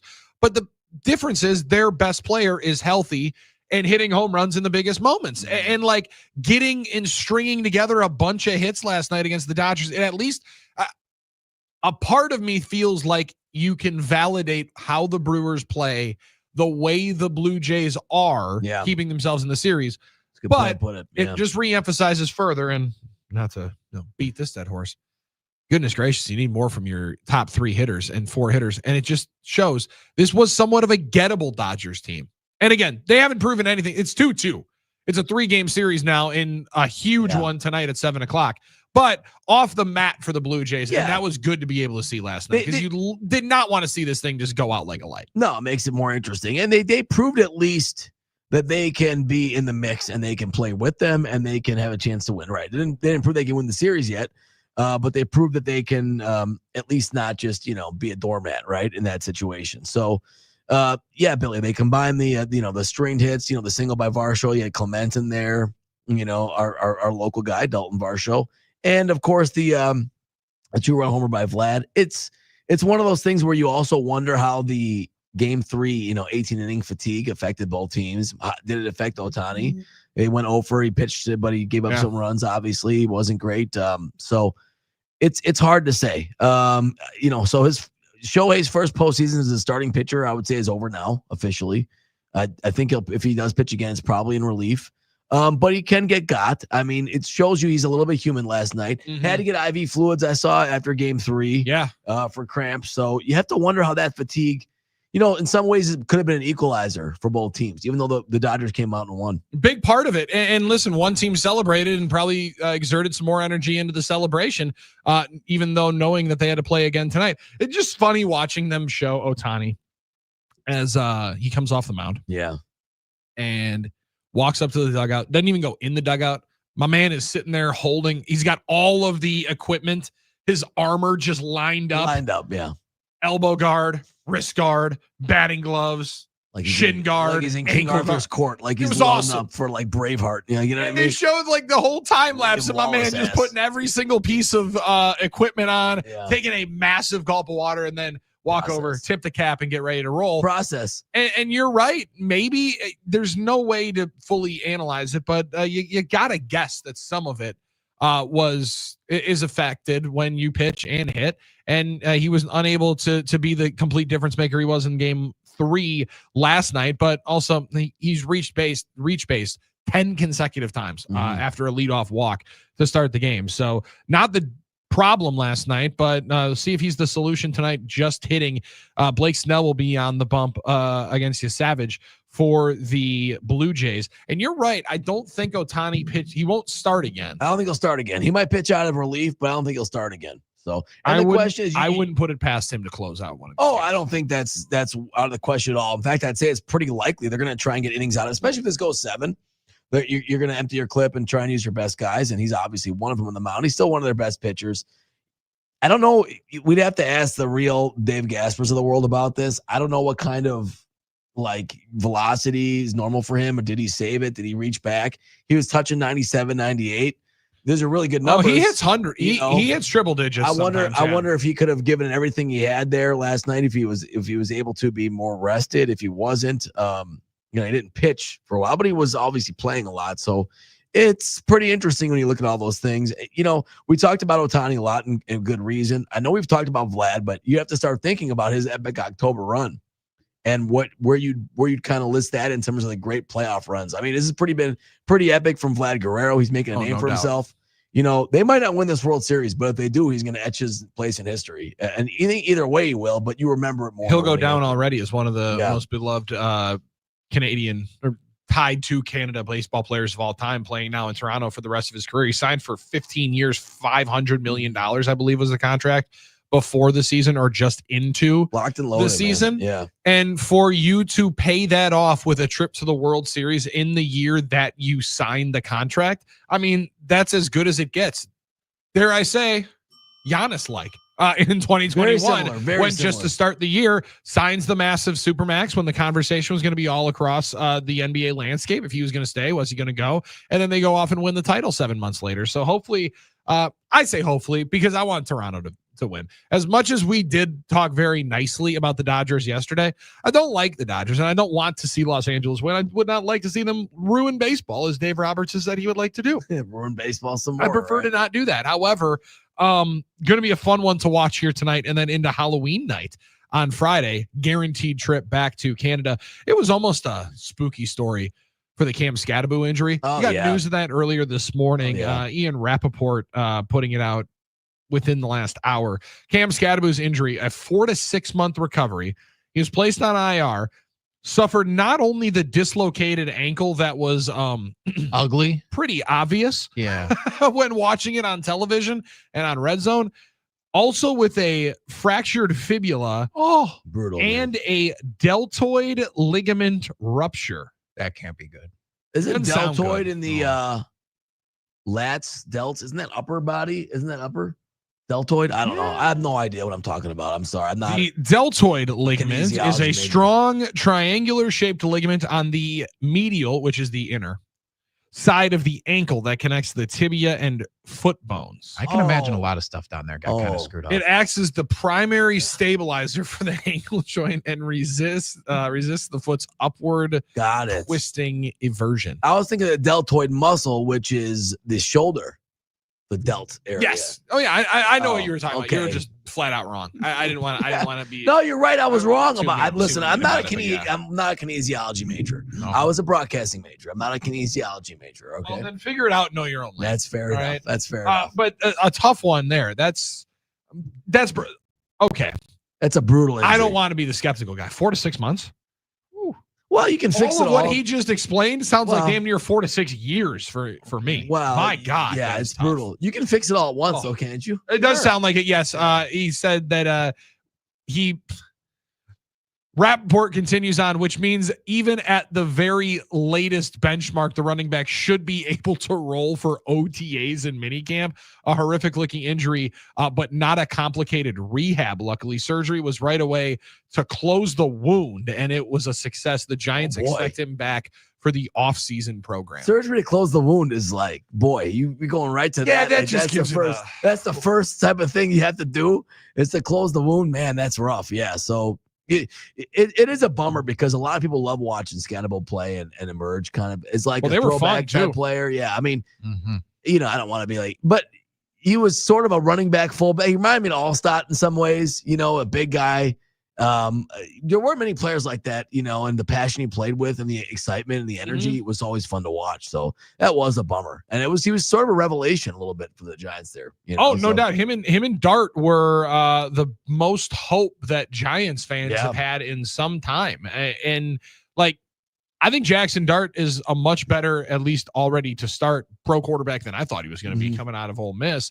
But he's got some serious talent. And Scatabo, whether you thought his testing numbers were going to put him in the top 10, top 15, whatever it was in terms of backs coming out of the draft, there's a football player in there. That's it. Right? Man. And as dumb and cliche and as jockey as that might sound, there's a guy that just gets away from tacklers, runs through people, and he sets a certain attitude when he runs for your team. And they were definitely taking on the personality of Scatabo and Dart, and they were loving those young guys. You could see even the vets on that defense, which I thought their defense was going to be very, very good to start the year.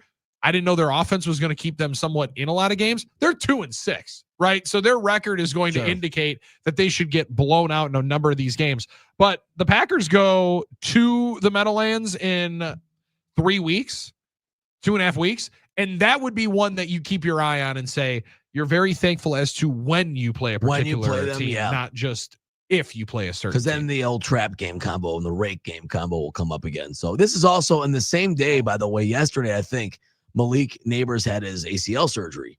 Yeah, finally did. So he had his ACL surgery finally. So there's another one that they thought. I mean, Neighbors was also the star in the making for Giants fans, or things, young talented guy that is out for the year as well. So they have not had the injury luck for the way they thought the blueprint might go for them this year. But yeah, boy, that was a rough looking injury. But you're right, Halloween, man, that does work. Coincide with like the Halloween, starting to watch those Halloween movies. Not really my thing, Billy, but I know some people love them. The gore and everything like that, man. You're right. That does mix together a little bit. That was Scream-esque. Yeah, I didn't like. You see, exactly, Scream in these movies. It wasn't my. Oh, so you're not a scary movie guy coming up into Spooktober at the end of it? Not my bag, not my thing. And I really question people that enjoy getting scared. I question it.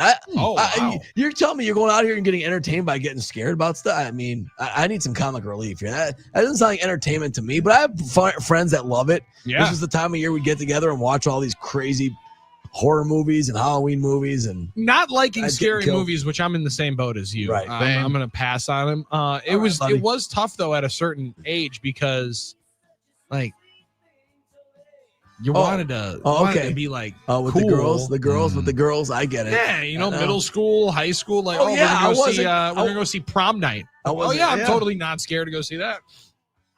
I wasn't gonna cry in the corner. Yeah, you can totally okay with what's happening right now. You can open your eyes though.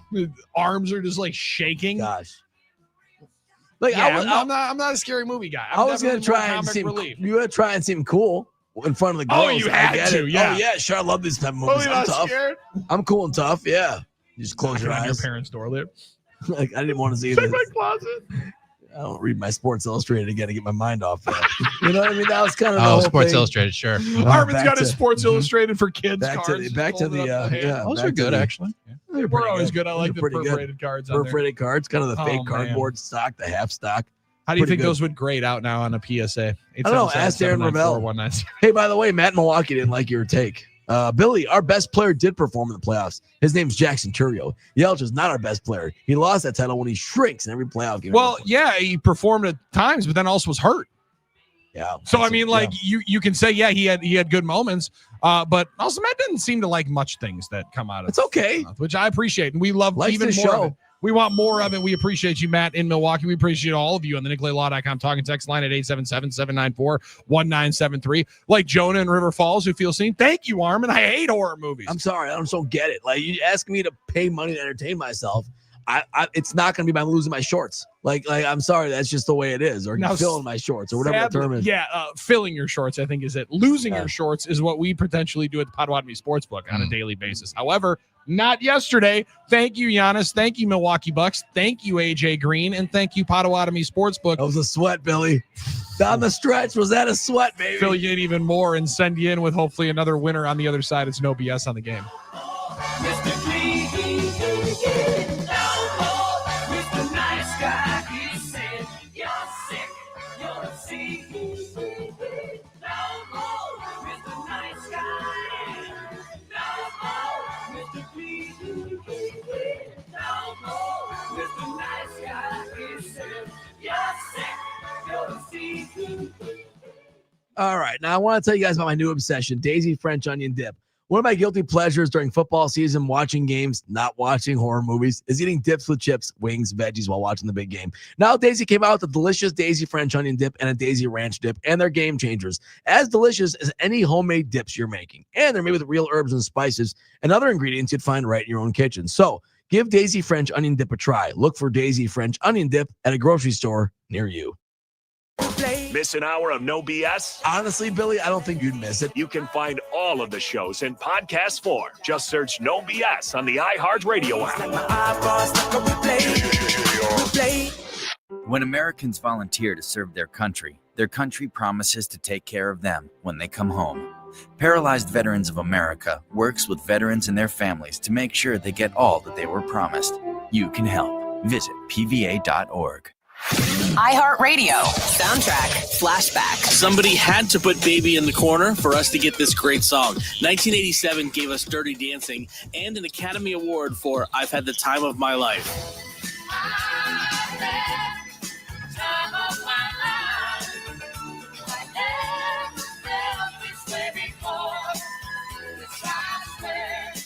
For more great movie soundtrack hits, check out Popcorn Radio on the iHeartRadio app.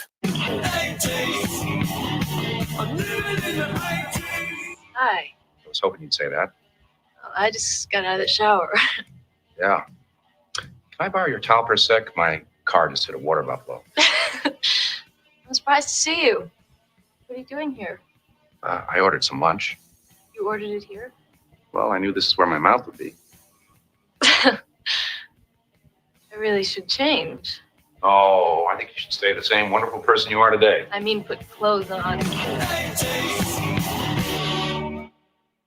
iHeartRadio is the easy-to-use app for music and radio. Download the free iHeartRadio app today. iHeartRadio goes one-on-one with Bryan Adams to discuss how change is inevitable. Many things happen to me. The one thing that's been most constant about all of it has been change. You know, nothing's been the same. Nothing stayed the same. And whether it be working with the same people or not, I mean, because most of the guys that work with me have been with me the whole time. And that includes even the people that work in technical, in the studio and everything. But nothing stays the same. And anyone that expects it to is mad and needs to get their head checked, because it's not, even if you try to keep things the same, it never will. Keep listening to iHeartRadio for more Bryan Adams and all your favorite artists. Did you know that every 65 seconds, someone in the U.S. is developing Alzheimer's disease, and 1 in 3 seniors are dying of it or another dementia? University of Wisconsin-Madison researchers are trying to improve the lives of people affected with innovative treatments, early diagnosis, and comprehensive support for families and caregivers. Together, we can improve lives and build a future with Alzheimer's disease in Wisconsin and beyond. Visit goalsforacure.org. Now, a year in rock spotlight, 1978. In January of 1978, the Saturday Night Fever soundtrack is released featuring the music of the Bee Gees. It hits number 1 in the U.S. for more than 6 months. An amazing 18 weeks at number 1 in the UK, it becomes the best-selling soundtrack album of all time. In February of 78, Pasadena, California hard rock band Van Halen released their self-titled debut album. It hits number 19 on the charts. Their cover of The Kinks' You Really Got Me cracks the top 40 at number 36.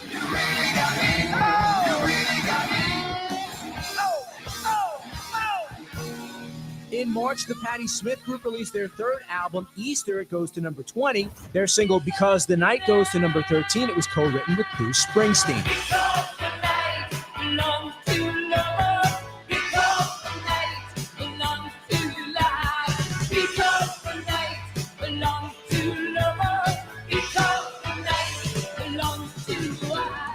In May of 78, Detroit rock singer Bob Seger releases his 10th album, Stranger in Town. It goes to number 4 in the U.S., yielding 3 top 20 singles, including Still the Same, which also goes to number 4. Are you still the same? Keep listening to iHeartRadio for more from 1978. Coming up.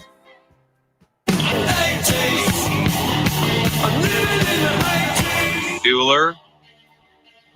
Bueller. Bueller. Bueller. He's sick. My best friend's sister's boyfriend's brother's girlfriend heard from this guy who knows this kid is going with the girl who saw Ferris pass out at 31 Flavors last night. Guess it's pretty serious. Thank you, Simone.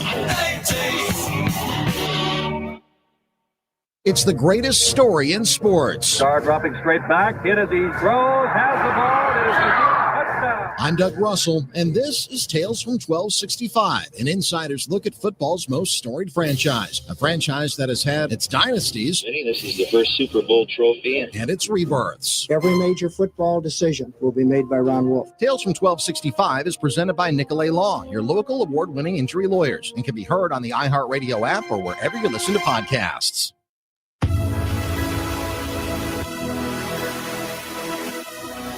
Yeah, now there was going back to the ESPN report from earlier this month. Part of it was that if you were traded, you'd prefer to go to the Knicks. Who said that? It was an ESPN report that. Sure, I don't read that. I was wondering if that is true, and if it is or it's not. Okay. I don't remember that. Right now, I'm here representing my team, and that's it. We beat the Knicks. So doesn't matter what matters right now. We have a game 2 days against Golden State. Try to stay locked in and get 2 in a row. But I didn't read that article. Try to stay away from all that rumors and I call it speculations and trade and all this. Doesn't concern me one bit. I try to involve myself and try to help my team in games. I love hearing that from Giannis last night after a 121-111 dub over the New York Knicks. He has 37. Jalen Brunson has 36. Sorry, who's the best player on the floor? That man, Giannis, 34, who last night went into the halftime locker room, 6 points. Yeah, he didn't have much. They were shutting him down with 20. He went off for 14 points and 4 dimes in the third quarter when the Bucks totally retook over the game, and then we're off and running from there. Huge quarter in defense was the key there, but it led to the offense as well, and vice versa. It all works together cyclically. Bad defensive second quarter for the Bucks. Yeah, big They time. really improved it in the second half, and that's why they won. And Giannis, obviously, the thing is, Billy, you're right. He didn't have big numbers at the half. He didn't have a lot of points, but he wasn't being inefficient. He didn't take a lot of shots. He wasn't like, you know what I mean? He wasn't going like 2 for 30. It wasn't those situations. Wasn't a Monte Ellis stat line. No, it wasn't a Monte have at all. Monte Ellis stat line. Or a D-Wade stat line. It was still, D-Wade won games and championships. That was the only difference. Only difference between him and Monte Ellis was more wins and 2 championships and then eventually 3. So Giannis got it going there in the third, and that was a great second half. What a great team effort last night. For a team, Billy, I know a lot of people think are going to win the East. I mean, that's why Mike Brown's there. It's not to make to the Eastern Conference Finals because they fired Coach Thibodeau for doing that, right? Yes. So I think when you're in that position, you're Mike Brown, you got to get this team to the finals, and the Bucks want to have something to say about that. And that's a good start. As Ben Stiller tweeted last night, yeah, the actor. Giannis, man.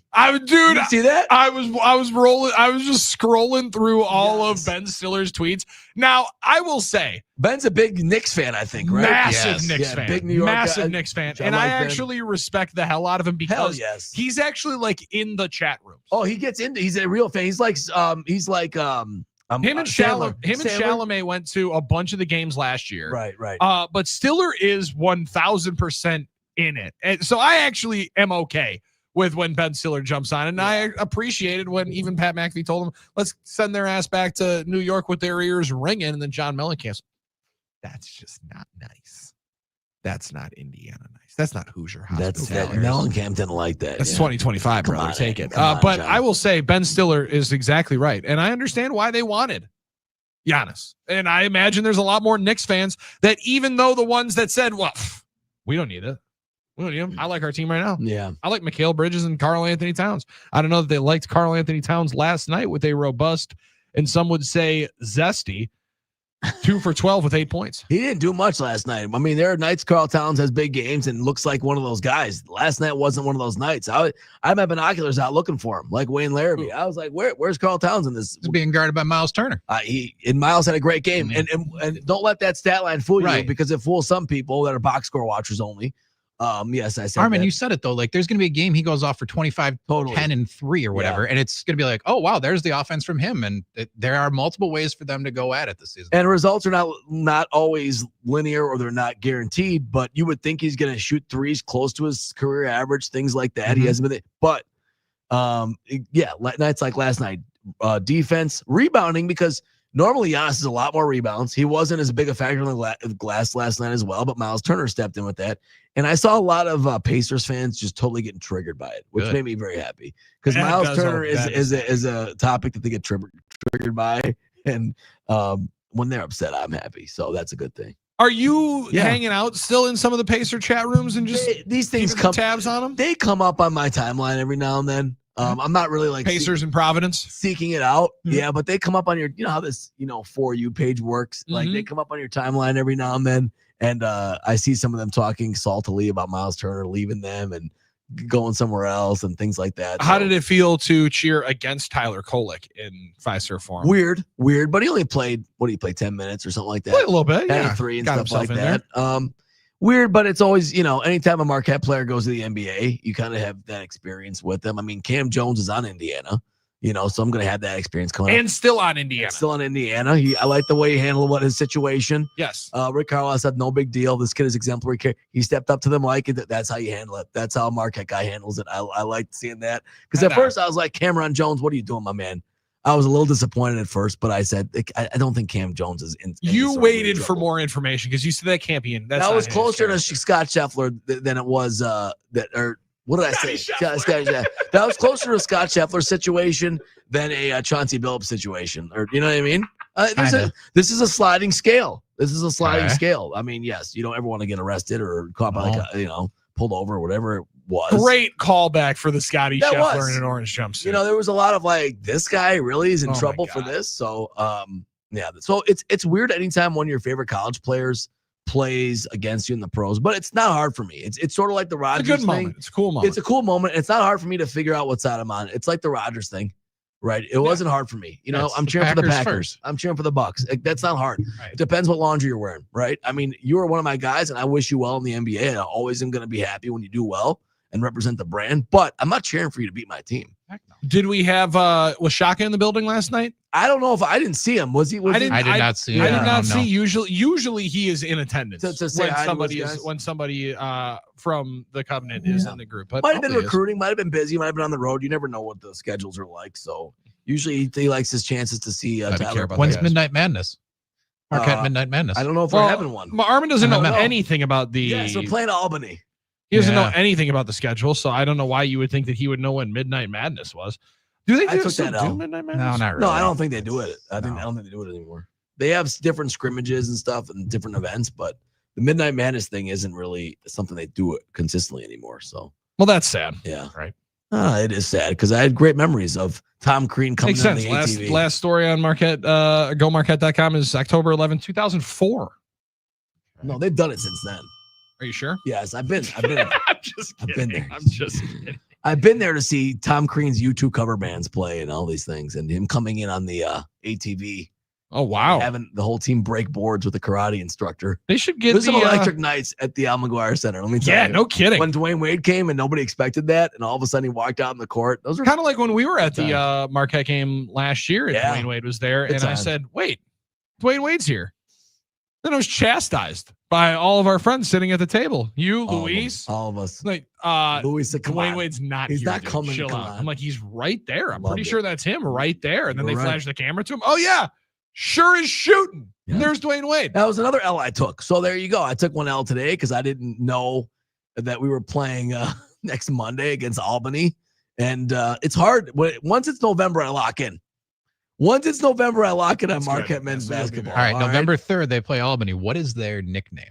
Albany. The what? great, the Danes, There's the Great Great Danes, Danes. the What Great a Danes. nickname. I knew that. You Albany. Yeah, You Albany. New York. Who on earth is going there?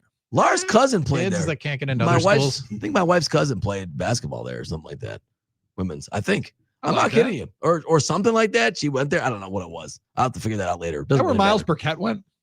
Yes. Oh yeah, after he transferred. Yeah, Franklin's finest. I like that dude. best quarterback probably since Sean McGuire. Yeah, second best overall in Franklin. Best history. Franklin quarterback. I give it see. to Sean McGuire actually. He Okay. played at Western And Illinois. I said Winthrop. The women are playing Winthrop on the plus on 11 a.m. on Monday. I like that you dug in to make sure that you were not completely out of bounds. Because I saying get- that the women were playing Winthrop. Get the alerts, and I'm aware. And I got my Ken Palm subscription updated. By the way, I'm sure you're all happy to hear that. Let's not bury the lead. So you do get alerts for the Marquette women's basketball team. Yeah, you get your favorites, That's what right? I'm talking Marquette men's, Marquette women's. Lee, you are a man. That's that. You Nah, are a I fan. mean, hey, you are yeah. a fan. That is what you need to do. I'm proud of you. I need to start You doing want to that. talk about affordable tickets? That's one of them still left. You can get to those games. It's great. I might get season. When my daughter's old enough, I mean, she's getting to that age where Yes. we're going to go to some games, so it'll be fun to be there. That's gonna be awesome. Absolutely. Gonna watch some nice ball down there at the Al McGuire Center. So, yeah, college basketball season amazingly is upon us. We know the Badgers had their exhibition. The calendar is about to turn to November. It happens and pretty quickly, start. dude. And as suddenly as we'll look and be, whoa, the Bucks have played 20 games. All of a sudden, they'll be playing conference games in college hoops, and the NFL will be all the way into week 12 or 13. Yeah, now- They're at the halfway point here this week.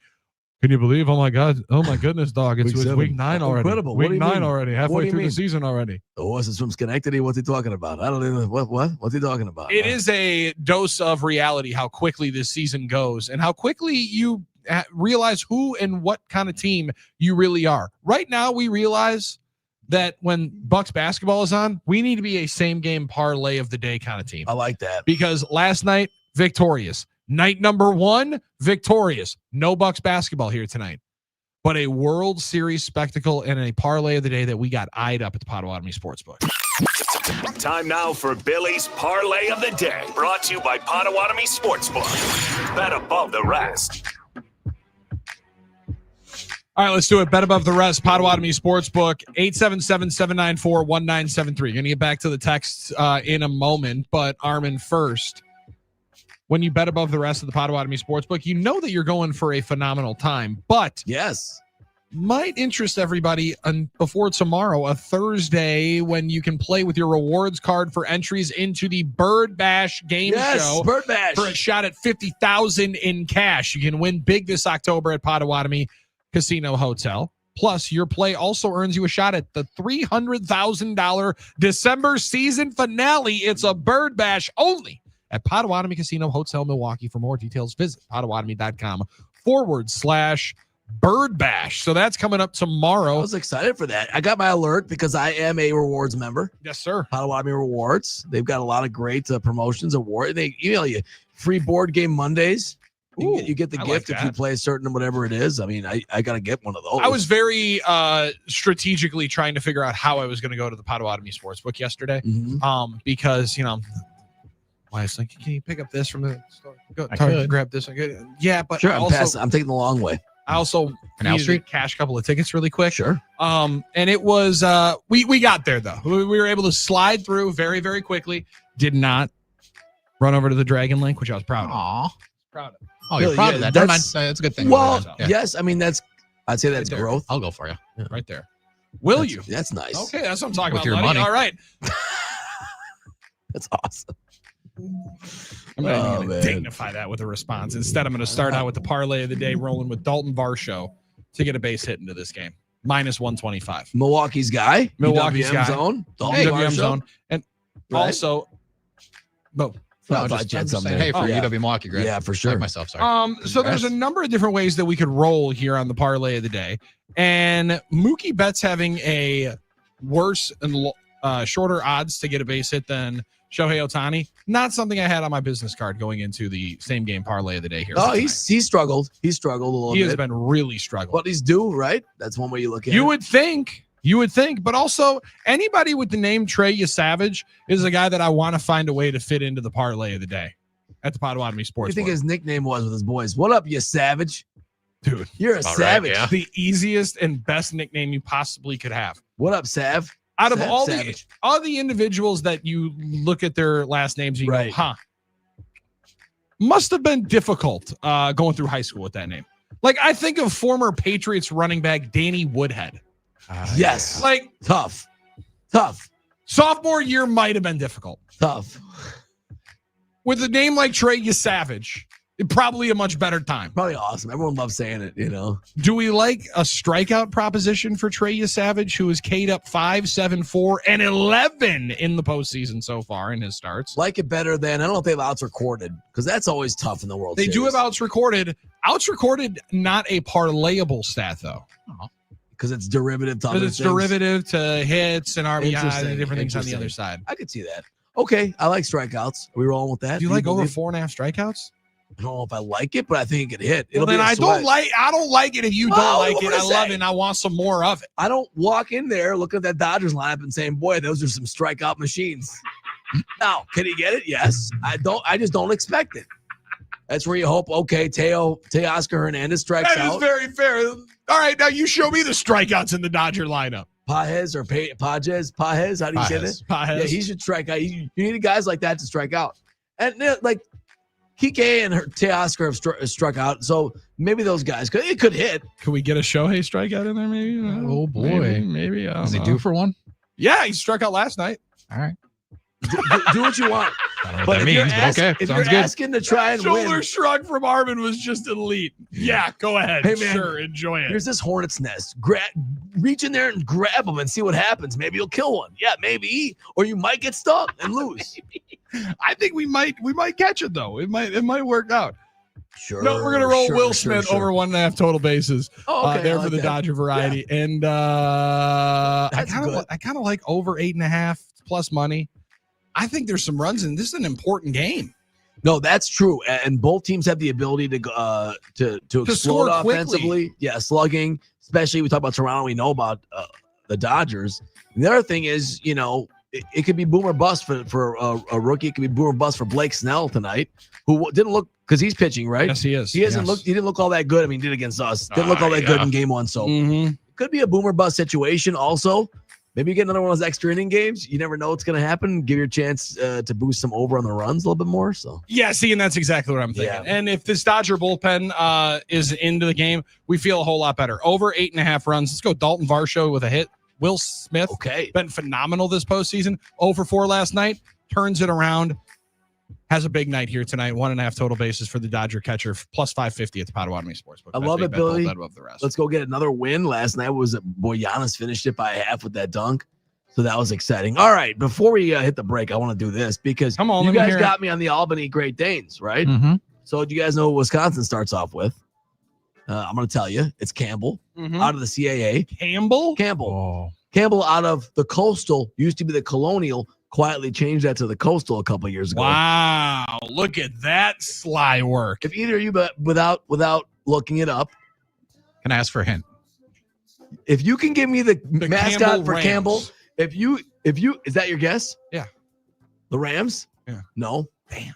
Are they orange and black? They're orange and black. If you can give me the mascot Tigers for the Campbell, I got a $20 bill for you right now. Is that not enough? Should I offer more? I'm not. I don't know what it is. If I knew what it is and I knew how crazy it is, then I'll be able to judge and tell you if it's that good. I'll buy you breakfast tomorrow. This whole show. If you can get it right now off the top of your head. Just take a guess. Billy, check the chat line. No one's gonna get this. Do not cheat. You might get it. I'd be very impressed. Campbell University. Bengals, because I like the orange and black. No, thing. but that's a great guess. Yeah. The Campbell.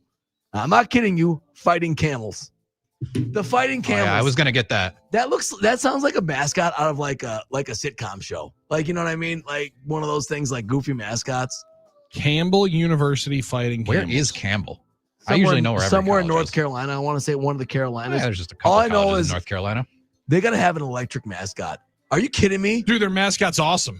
Is he out there at the games doing the camel thing? Like, I mean, that is hilarious. Wow. Their logo is pretty phenomenal as well. It looks like they just went through a little bit of a rebrand here. Do camels ever run that fast? Like, look at that! Look at that mascot. That's a good call. Depending on what's going on, maybe I'll like listen to the Camel Call podcast and figure out a little bit more of the information here. I think it's hilarious because they lean into the whole camel Middle East. Their gift shop is called the Bazaar with 2 A's. Like that's hilarious. So it's Gaylord the camel, and then you've also got Gladys the camel. This is definitely something that the kids, his and hers. The kids can cook this up. It's some sort of student vote. Is this something funny? All I know is the mascot uniform would be absolutely electric. That camel statue in the middle of campus is awesome. Looks more like a horse than a camel, I'd say. Isn't it a horse with just a hump? Well, it is. Yeah, but I mean, you're saying it needs a bigger hump. Yeah, well, I would also think Maybe that two? it should be more onto. Well, listen, you already talked about a his and hers, so let's calm down on the humping. Okay. But I do think that there's got to be more of an identifying factor for it to be a camel. I like it though. Gaylord the camel. Well, what I like about it, very, very happy you brought that to our attention. It's like a hunched over, but they got a statue. I mean, this is great marketing. Nobody else has a camels, and no one else has a camel statue. No other school has a camel statue. Yes, and no other school is trying to become the Fighting Camels. So, like, you don't have to worry about taking on another pair of the Tigers. What a good matchup. Yeah, their exhibition coming up against the Marlboro Lights. In the Newport Classic, 877-794-1973. He's Armin. Sorry, I'm Billy Schmidt. It's no BS on the game.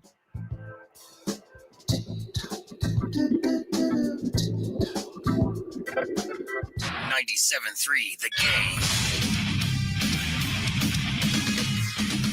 This is what's trending in Milwaukee now. The World Series is all tied up again. Not easy left on left. But he does it. He lines it softly into left for a base hit.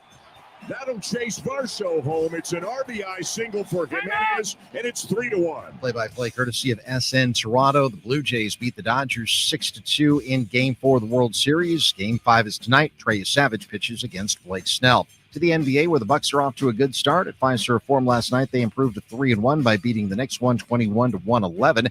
Milwaukee hosts Golden State tomorrow night. College hoops, Wisconsin forward Elijah Gray has been dismissed from the men's basketball program. Gray had not yet played a game in a Wisconsin uniform. Coming up tonight, Wisconsin plays Platteville in an exhibition game. I'm Doug Russell on the Game Radio Network. Stay tuned. You do like to grab attention. No BS will be back in just a moment.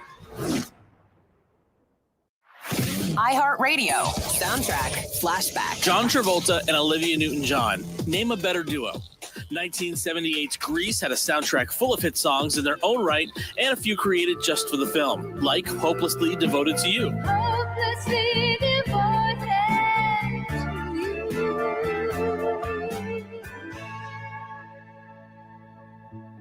For more great movie soundtrack hits, check out Popcorn Radio on the iHeartRadio app. iHeartRadio goes one-on-one with Neil Sean of Journey to reflect on those who inspired and motivated him. My dad was a big fan of Duke Ellington, Count Basie, Quincy Jones, Bolasete. I mean, he turned me on to all the greatest jazz musicians because he was a jazzer. And yeah, I grew up with all that. And then I got myself, I kind of went towards the blues. I started listening a lot to, Albert King. I started jamming around in the city a lot. At Stone Corner, which was Michael Bloomfield's old club in San Francisco, with Bishop, and I made friends with Elvin. Elvin took me to Fillmore West in San Francisco and introduced me to BB, and I remember being on stage with BB when I was 13, with Bill Graham.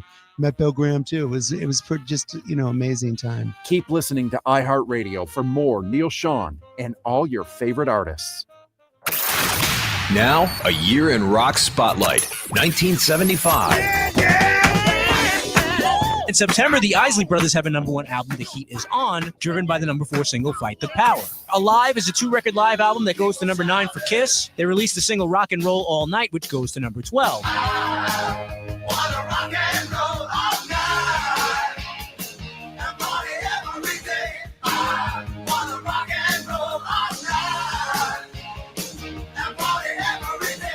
David Bowie switches to Philly Soul on the LP Young Americans, featuring the #1 single Fame, which was co-written by John Lennon. UK rock band Foghat have a top 20 hit with Slow Ride from the album Fool for the City.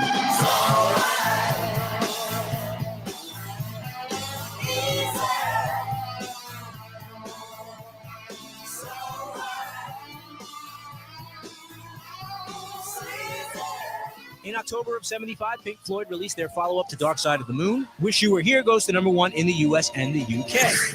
Have we found the same old fear? Wish you were here. Keep listening to iHeartRadio for more from 1975. Coming up.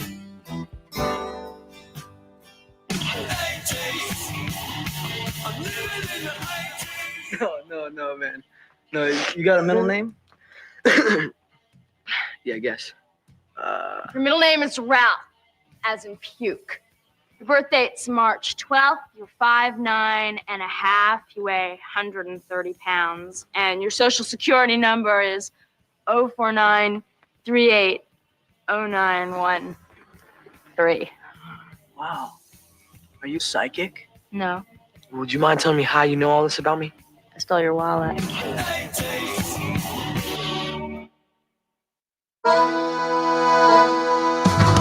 may not play for your favorite team, but you act like it. Whether you're at work or outside on the grill, you carry them with you. No, not with a jersey, but a mindset as you crack open that ice-cold beer. Cheesehead TV and Gathering Place Brewing bring you Carry the G, a delicious and easy drinking cream ale. But it's not just for tailgating, it's for everyday life. Well, we carry the G wherever we may be. So bring me a cold from the land of the green and gold.